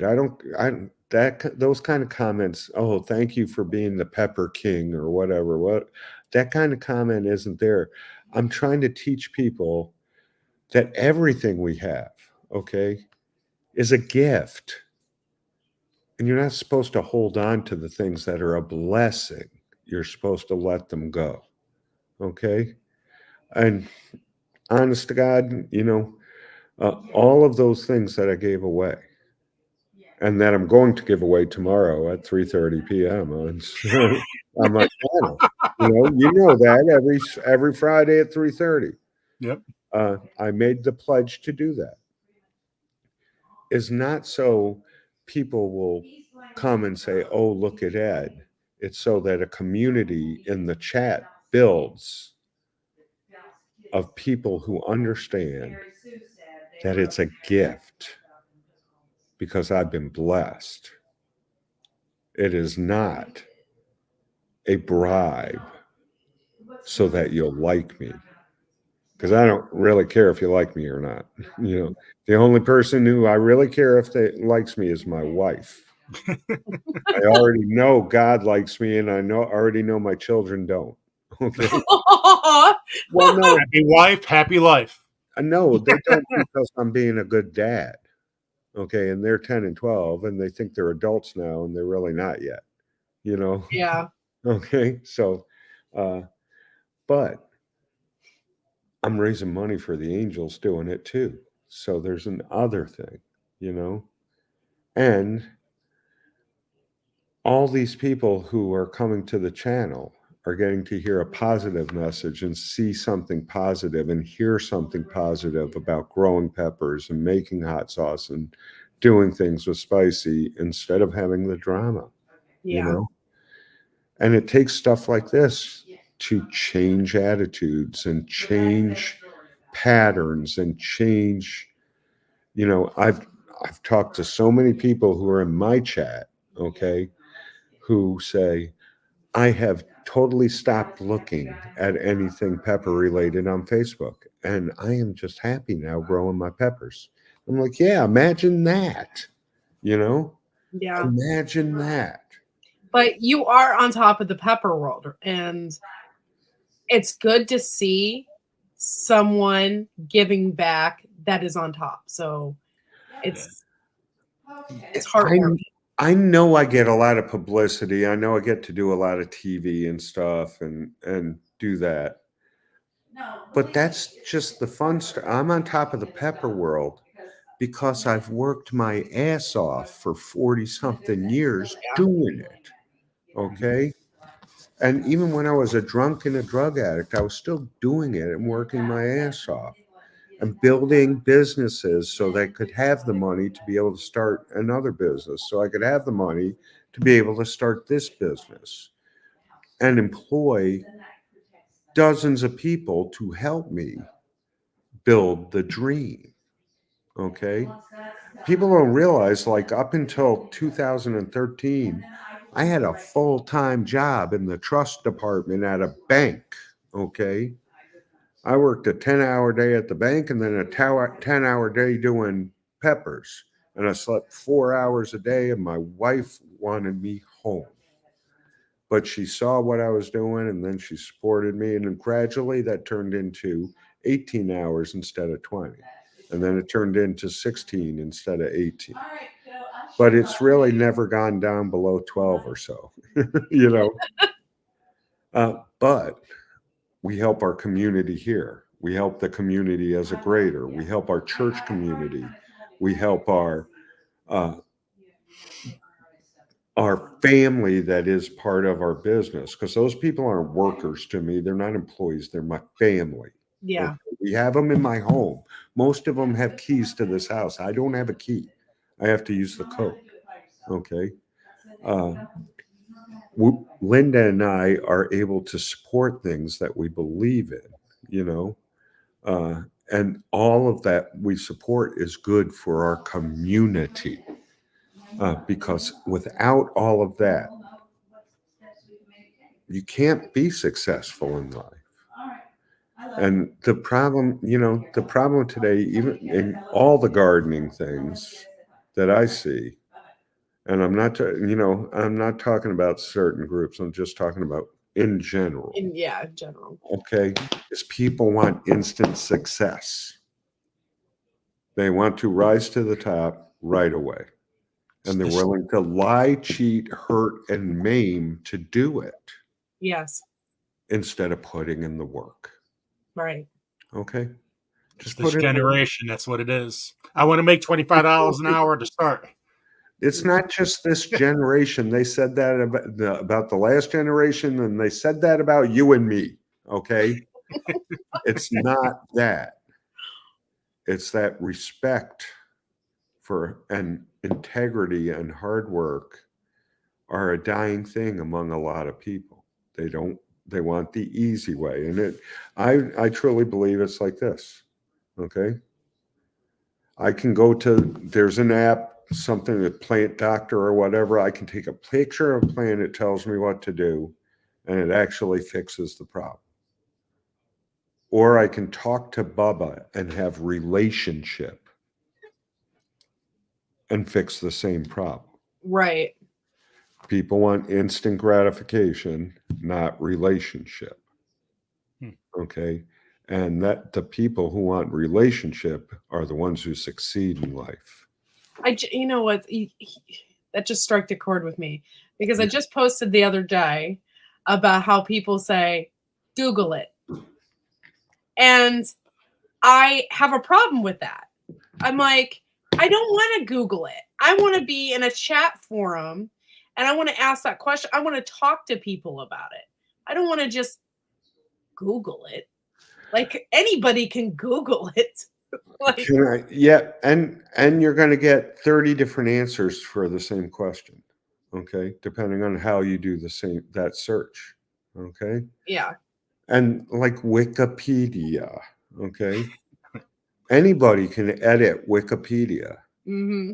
My staff used to think it was funny because there was a guy who kept on coming in and saying he bred the hotter pepper on the profile they have for me. And they would go in and add notes after his notes saying, and he now has the Guinness World Record for the largest genitalia, you know. Oh, that's mature. No, they were like saying stuff like that, but anybody can edit your profile on Wikipedia. So That's people horrible. go to look up the truth on Wikipedia, and it's just a collaboration of a bunch of nonsense. Yeah. You know, books are the only place there's real truth. I'm sorry, but that's the way it is now. You can even go to like the NIH and find 8 different things that contradict each other on the same subject that they say is valid. All right. Because it all depends on who wrote it and who posted it. Yeah. And they can change what they want. Hey, Linda, come here. I don't want to be on camera. Come here, baby. Yeah. Come here, baby. Joe was on our 15 days of Christmas. Oh, hi, Joe. Yeah. Hello. Thank you for being on our 15th day of Christmas. It's nice to meet you. You too. This is Good to see you. Hope you all are well. I love when Yeah, you give we're doing winners good. away all the time. When you're giving winners away with the hot sauces and stuff. I Yeah, love that's when a you lot do of that. fun. It is a lot Yeah. of fun. It How about is. those names in Ed's chat, though? You see these names come down, you're like, oh my God, look at that name. I know. I know. And then when they claim their prize, their name is like John Smith, you know, you know, or Debbie Johnson, you know. What are you, farts and crafts? You're Yeah, Debbie farts and crafts. Johnson, you know? There's some really good ones. I don't know. People come up with some good stuff. I So, like Linda, to what's the hottest hear pepper you've tried, projects off Linda? the grid. What's that? Say What's it the again. hottest pepper you've tried, Linda? I have did I You did the little teeny speck of Pepper X. of pepper. Oh. Yeah. I did. Was it the sludge? What was it? Yeah, you did sludge too. I put my toothpick, but I mean, it was only a speck. Like, Yeah. I shouldn't get any kudos. You're a lot braver than me. Oh no, she was smacking me and saying, "Ed Currie, why would you do that? Who's gonna eat this?" It gives me a reason that I can just smack him. Yeah. we have a lot of fun. We do. This pepper thing has been a real ride, I tell you. Who would have ever thought? That was my question. When Ed started going, like, when I was with my wife, I said, I'm going to start a garden here. I've been gardening all my life. We got this house. So all of a sudden I have 40 yards of strawberries, all this. She goes, what are you doing out there? I thought it was supposed to be this big, and that was it. Yeah. And It's like his entire backyard. it's a half an acre. Let's go. Yeah. Hey, neighbor, what are you doing next year with your yard? He took over so many neighbors' yards. It was crazy. I couldn't believe they let him do it. That's Anyway. awesome that they did, though. That's Oh, great. Serena They were wants part you of the to bigger picture. say her Pepper X joke before I leave. Okay, Serena, put your Pepper X joke, and I'll put it up. I didn't see it before, so You Serena, have to just retype it, Serena. Yeah. Because Ed's supposed to stay here for an hour, and it's an hour 33 minutes already. Okay. Well, we better go. Yeah, I got to It's go to nice to sleep meet you soon, guys. and we got to get the kids to sleep. But let me tell you, without her, none of this was possible. Without her and I having the faith in the God of our understanding, none of this is possible. I'm just, essentially my head's really like this big, and it's full of useless knowledge. unless I'm given direction by my higher power on what to do with that knowledge, you know? Because you can ask any question you want about gardening. I probably know the answer. You can ask a lot of questions about science, chemistry, math, banking. I probably have the answer. But until I was seeking God's will for my life and looking for the direction I was supposed to do, I didn't get to do the thing that I'm supposed to be doing. Yeah. And obviously I'm doing the thing I'm supposed to be doing right now. And it feels good to know. And it that's feels the path. good. Yeah. Yeah. But I'm also prepared if I'm led in a different direction, I better follow that direction, because if I stay in my own will and let my ego keep me from following that direction, bad things are going to happen. Right. Because when I'm left to my own devices, I do very bad things, And I'm not talking hurt people or anything like that. I'm just talking, I do stupid things. So like last year, it came upon me. There's a piece of land that I've wanted for a long time. And I'm talking 15 years. I've been looking at this same piece of land.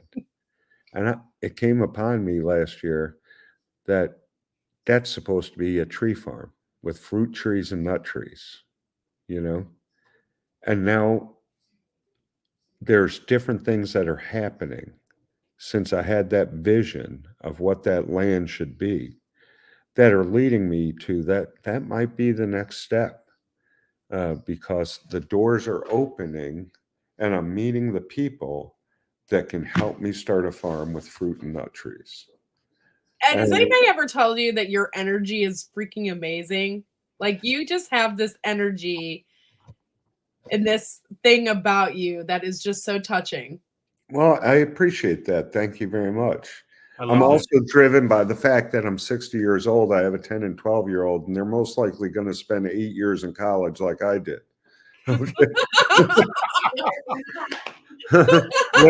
Linda says, nope. Linda says, nope. No, we're paying for it. I'm not going to make my kids go through what I went through. That's an argument we have, because I paid for every bit of my college. I did too. I did too, but I had to work for it. Yeah, we worked hard so they don't have to. Okay, that's. And I got one quick thing before you go. Let's do a quick question, because they're still awake and they got to go to school early. Okay, I'll let you go. I'll tell you some other time. No, go ahead. Go ahead. So I Uber part-time, right? So on weekends, you have all those college kids to go down to Jersey Shore. Yeah. Well, I grow a lot of peppers. So I give out zucchini, tomatoes, all kind of stuff. We'll also give out hot peppers. Now, anytime you have 4 guys get together down to Jersey Shore, 21 years old, one of those kids are going to eat a hot pepper. So I have this whole bowl full on a lot of weekends. All of a sudden I go, hey, you guys, I got some peppers. You guys want some? And you got to make sure it's the end of the ride, because it's not going to end too well, And all of a sudden he goes, oh, I'll try that, no problem. And then I warn him. I go, listen, this is a Carolina Reaper, for example. It's going to be the hottest thing you ever had. Maybe this is not the right time to eat it. And all of a sudden you see the kid grab that pepper, put it in their mouth, like, oh, what is this? Oh. And they're like all stutter, and I'm like, dude, have a good day. You should bring Corky with you with that bowl, have a remote camera on it, and let her tease them. If we don't want hot peppers. Oh, what's the matter with you guys? Do I need to go get some diapers for you to change? Whatever. And video the whole thing and do the reactions. That would be a fun video. That would be. Oh, it's hysterical. I love it. I do it all the time. The Jersey Shore. I don't understand the comment that Wickershire said. My issue arises as we learn from this channel, boatloads we catch things. I don't know. Billy, what did you mean by that? I don't know. So maybe they can answer that question. I think he catches a lot of things, puts it in his pocket, and there's so much to learn about. Maybe Yeah. That's And basically we can do this again at some point. I'm always open for that because I enjoyed this chat. Oh, good. Oh, I'm so glad. I mean, we didn't even ask any questions. That's the funny part. All you have to do is ask one question to get me going. You I know? love it. Well, thank you so much, Ed. I all really the knowledge appreciate it. I have, Joe, serious, all the knowledge I have is a gift. Okay?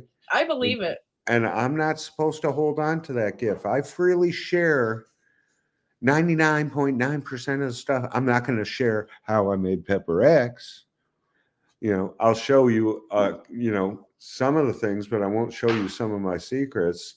But 99% plus of what I know, I will share freely with you and your viewers because it's just a gift and it's not supposed to be held onto. And when people come to the farm and they figure that out, they're like, wow, you're really going to show me how you do this?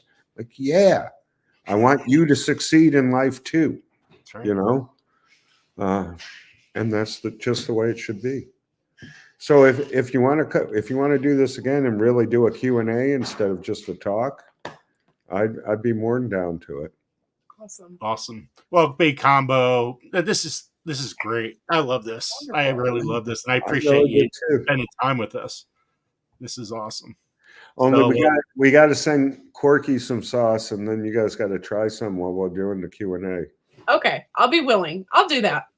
Maybe I'll switch around and do a Q&A, and whoever gets the question wrong has to do one of the taster spoons full of hot sauce.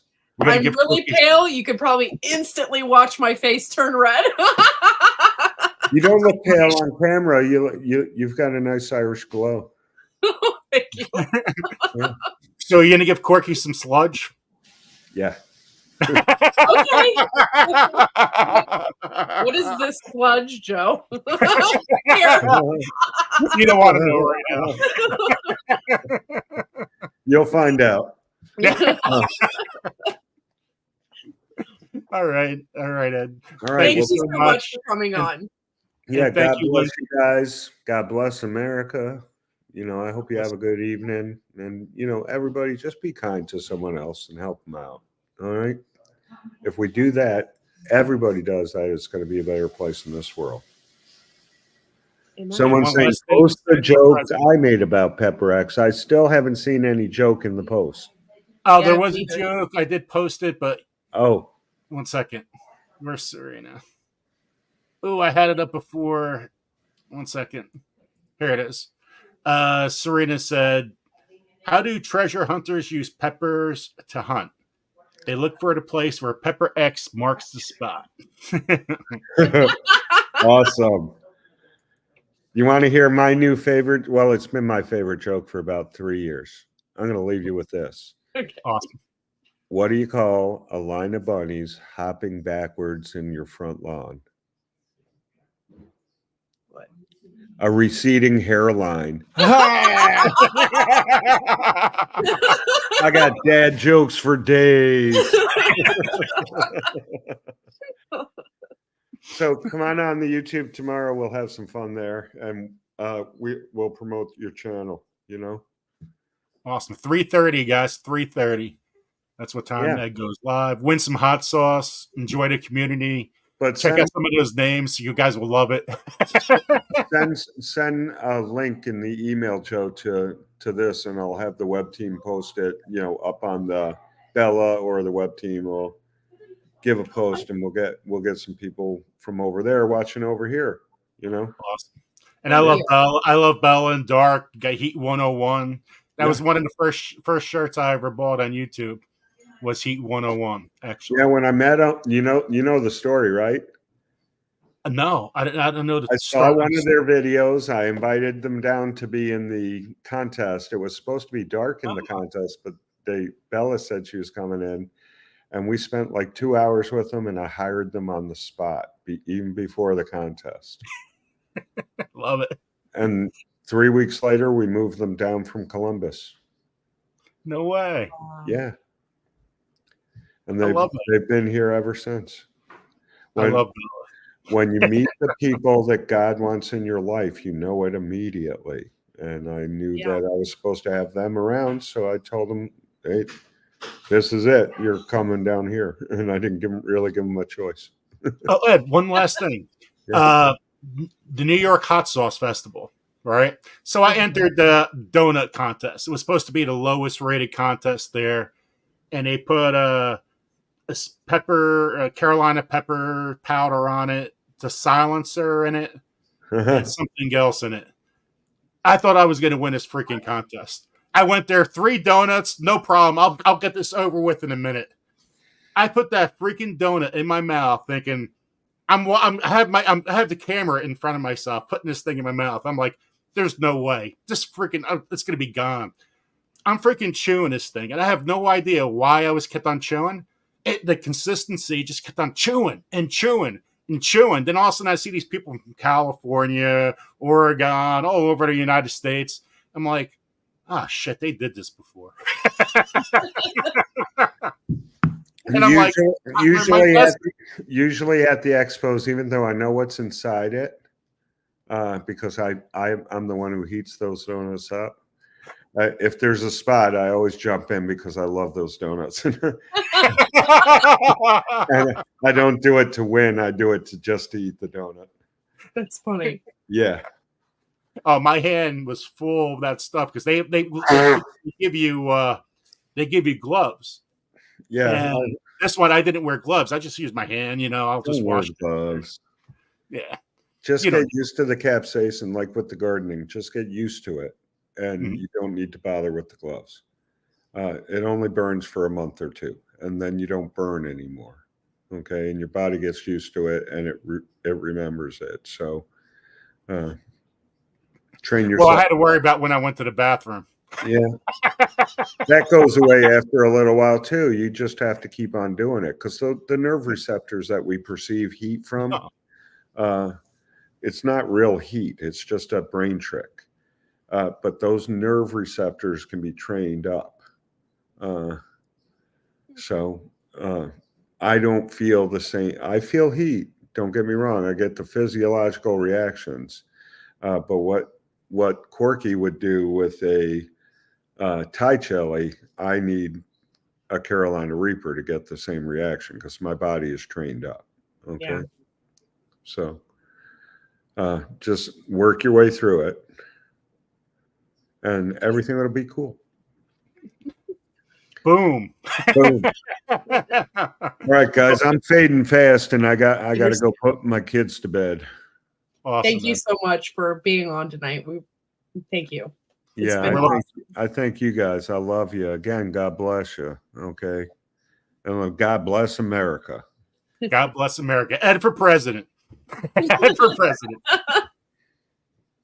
Yes. I couldn't do any worse. What? Awesome, guys. I love you. No, we'll have a great night. Thank you so much. Thank you. You take care.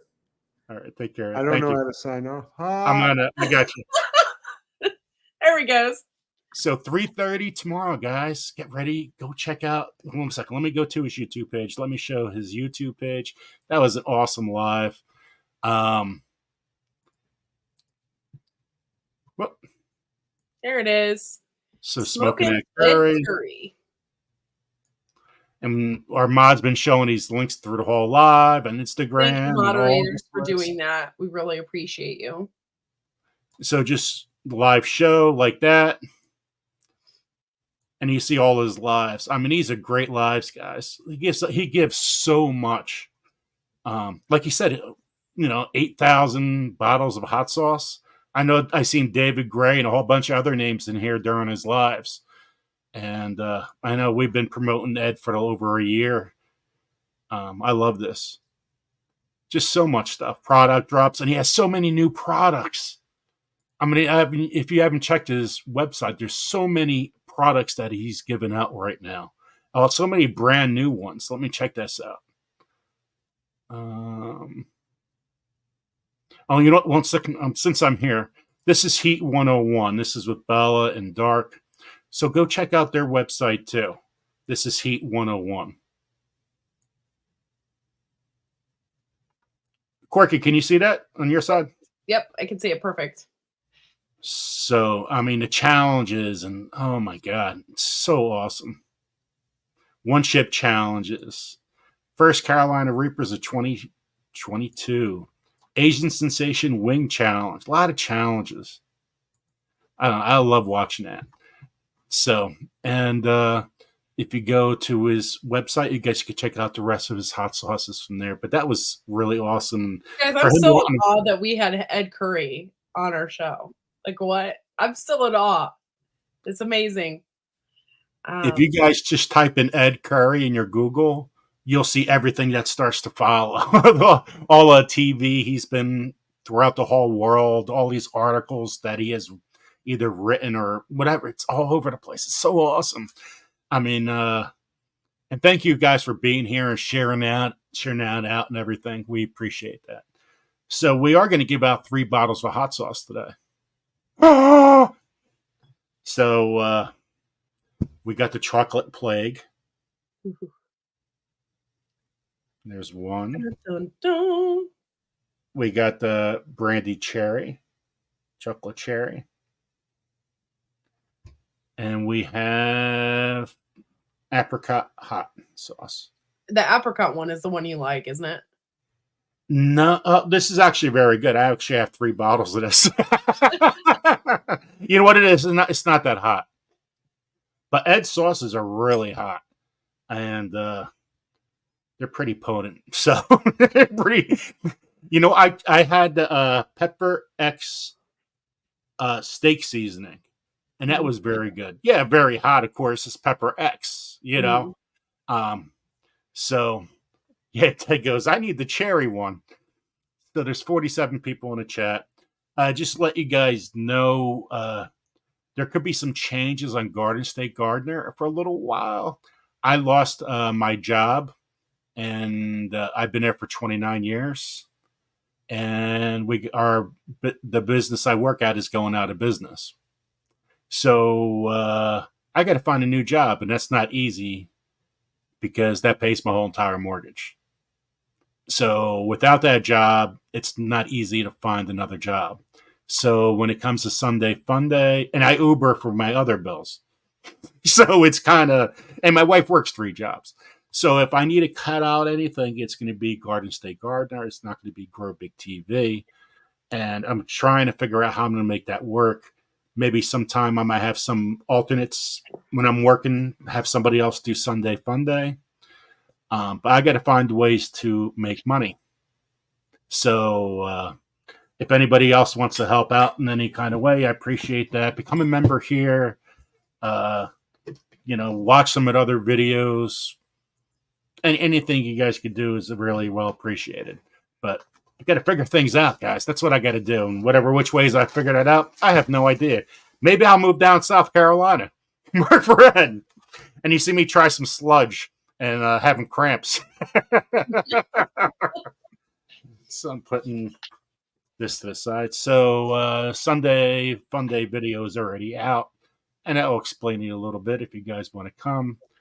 But when you guys come to these lives, it means a lot to us. To see 48 people in the chat, we love that. Hopefully we'll get up to 100 sometime after we get more well known. But right now we're not there yet. But we have a lot of plans.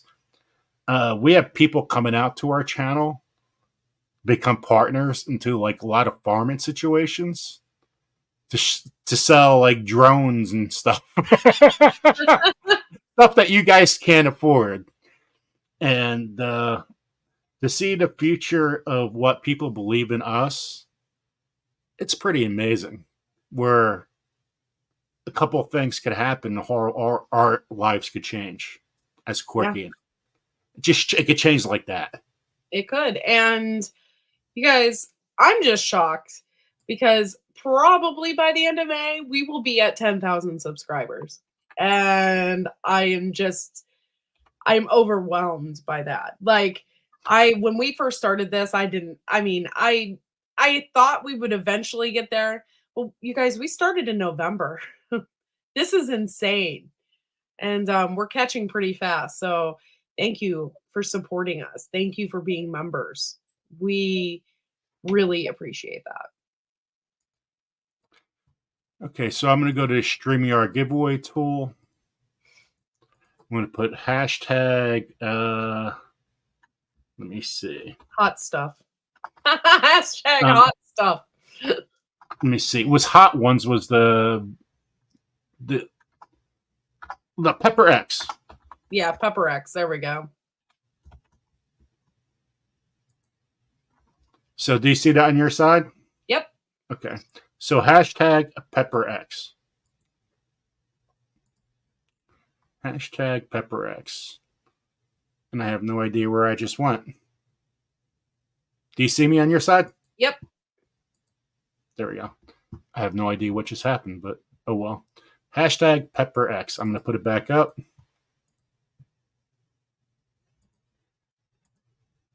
Okay, they're starting to come in now. There we go.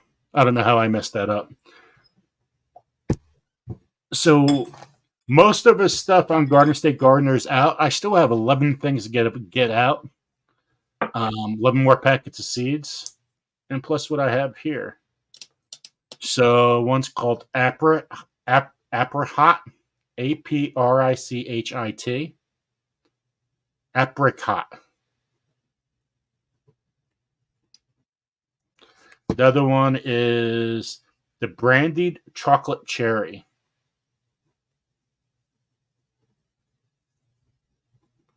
And the last one is chocolate plague.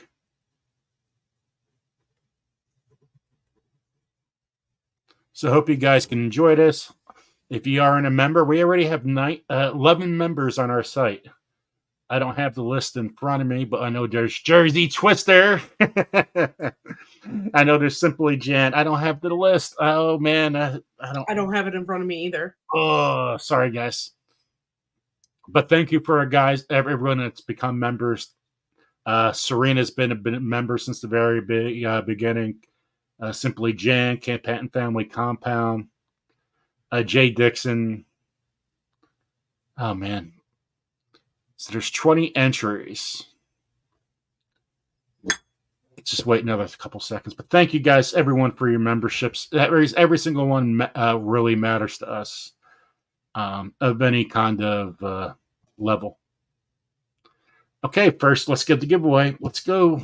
Apricot. Here we go. Our draw it. Whoop. First winner is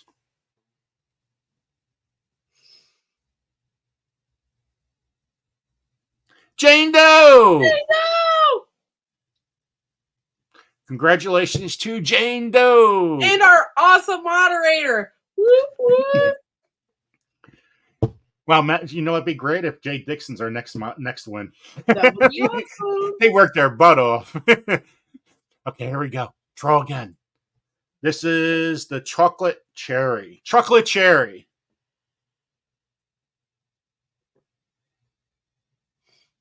Oh, Down at Rock Homestead. No, did you see it slow down at Jay Dixon?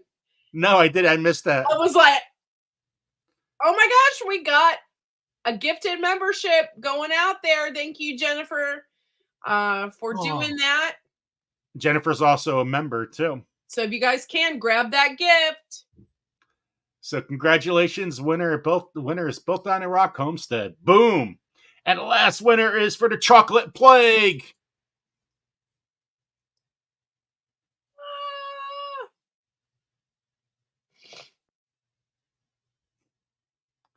God's desire for me.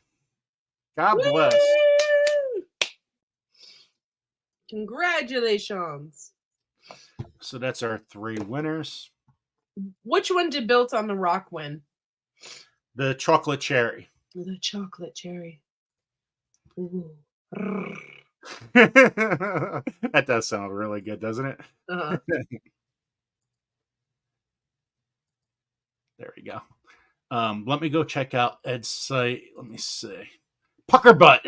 I mean, we never asked him that question. Where did Pucker butt come from? There wasn't enough time to talk about everything. I wanted to, but there's just so much info I wanted to actually really know too, and it was just insane. So we'll have to have him back on and Yeah, ask more questions. and I love that he requested to actually come back on. I know. I was like, you want to come back and hang out with us? I'm like, sure. But I have a feeling he's going to want us to taste some of this stuff. Okay. And it's going to But don't expect me to have a spoonful of it. I will do a dab. But I don't know. That sludge, you better get some ice cream handy. It's if you see their reactions of the sludge, oh my God. So congratulations to all the winners. Make sure you email me at gardenstategardener@yahoo.com, gardenstategardener@yahoo.com. Okay, let's go check out his page, guys. This is awesome.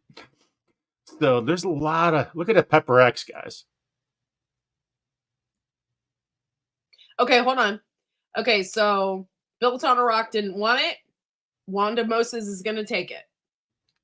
Oh, so Built on a Rock Homestead is giving it to Wanda Moses. Yep. Okay, congratulations, Wanda Moses. Oh my gosh, I love this show. I love Hot Ones. Love this show. If you guys have not seen the show, you need to. I love the one with Gordon Ramsay. Cracks me up every time. I'm a huge Gordon Ramsay fan, and it like makes me laugh. You guys got to see it. I tell you what, Ed has lost a lot of weight too. He looks really good. He's lost a lot. He lost a lot of weight. So this is where they revealed that his Pepper X was the world's hottest pepper. That's awesome. So that's how, and they didn't tell him that it was when he did this show. It's really cool.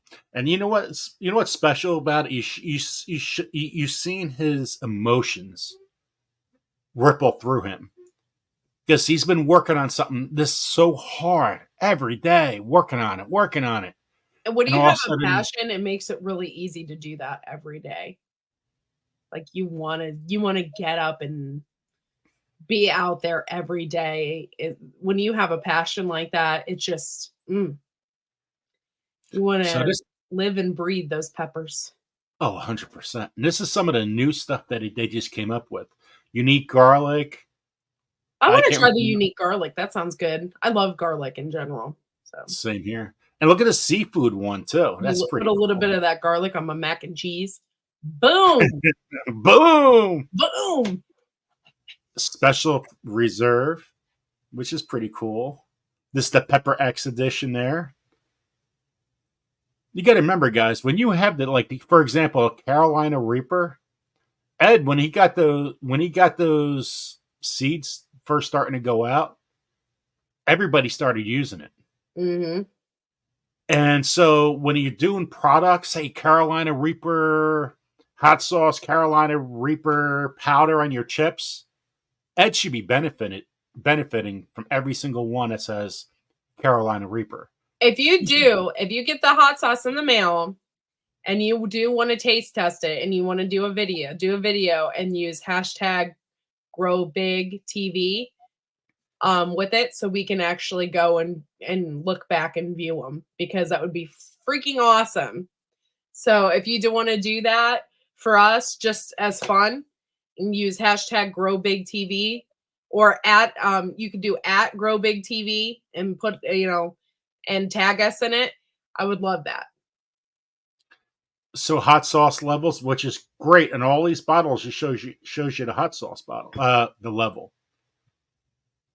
So that's pretty cool. Look at that. Look at the Reapers.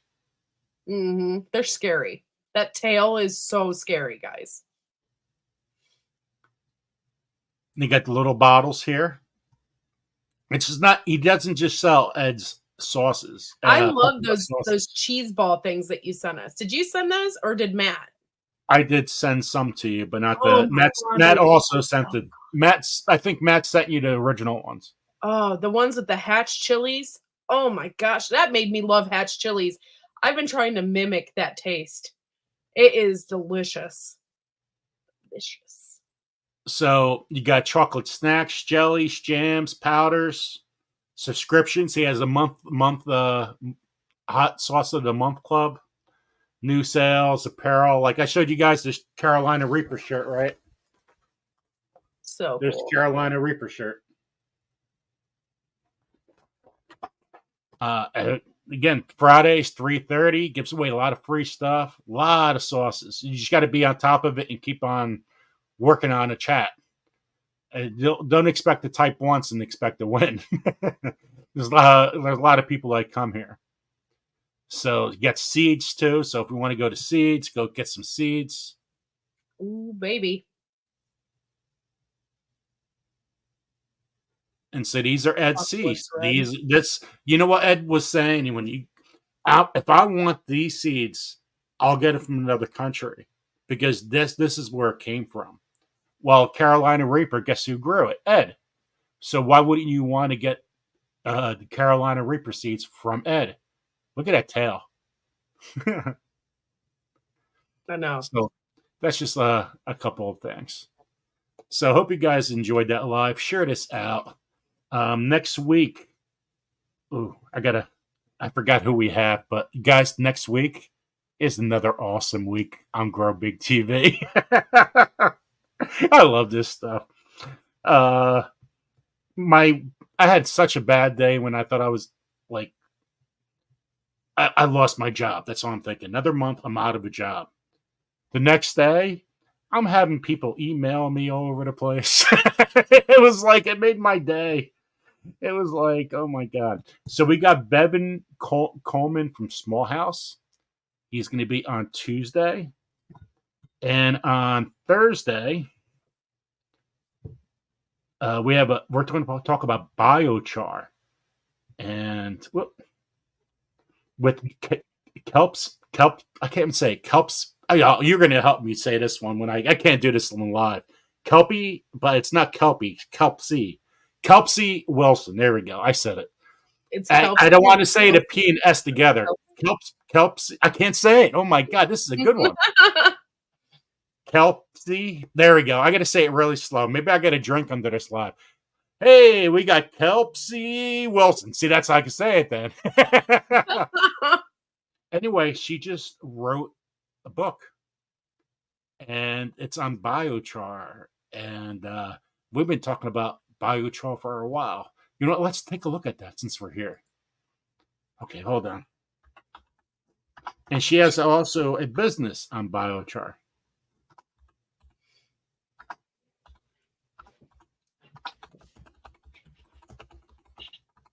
Okay, hold on. She's also here. Okay, here we go. We still have people here. Oh, yeah, still here. Look, they didn't leave after I fumbled and mumbled that one. Okay. So she has something called the Ring of Fire. It burns, burns, burns. I'm sorry, I couldn't help myself. burns. Making biochar, building soil. So I believe she sells these rings. And that gets you to right where you want for how to burn your biochar. So, and these things easily detach. So you could just go to another place. Go to your neighbors. Go to your brother's house. Go anywhere you want. And they're very expensive. I just noticed that right now. Yeah, my father-in-law has like a ring like that. And it was they're super expensive. So Kelpsy, see, that's the only way I can say it. Kelpie. No, it's Kelpsy. It's not Kelpsy. It's Kelpie. Kelpie Wilson. That sounds a little better. I could say that. So this is her book that just came out. You could buy it on Amazon. And so, guys, this is going to be great. My biochar handbook distills 15 years of biochar experience. I mean, wow. Wilson Biochar, that's their .com is the link for the page. But so we got an awesome lot. If we got awesome lives next week, this is going to be awesome. Because you know what? A lot of people don't really know what to do with biochar. Joe says use biochar. How? Well, we're going to learn. Let's learn from the professional that has 15 years experience, or a lot longer, actually. You know, so I think that's going to be pretty cool. And Tuesday's interview with Bevan Coleman in the Small House. I mean, that's going to be a really cool life too. He's all over the world. So, boom, Boom. boom. Where's the Marshmallow Man? Yeah, where are you at, Lewis? Okay, guys, it's over a little over 2 hours. Thank you guys so much, and we'll see you on Sunday Fun Day. Corky, you plan on going live anytime soon? Or you know what? Talk about when you're going live during the week now too on White Family. Yeah, I'm not really going live a whole lot, but between 1 and 2, I will be going live. I just go live from my car, talking about just issues, gardening, stuff like that. So you can join in between the hours of 1 and 2, Monday through Thursday. Oh, who became the member, by the way? Oh, I didn't see who clicked on it. Guys in the chat, who became the new member of our channel tonight? And so somebody who donated the membership? Oh, Jennifer Ocean Homestead? Yeah, Jennifer. Yeah. Jennifer, thank you so much. I appreciate that. Ted Pottle got it. Whoop, whoop. Oh, congratulations, Ted. That's awesome. Thank you, Ted. You're awesome. Boom. And thank you, Jennifer, for doing that. Okay, guys, everybody have a good night. God bless. And we'll see you guys soon. Sunday fun day.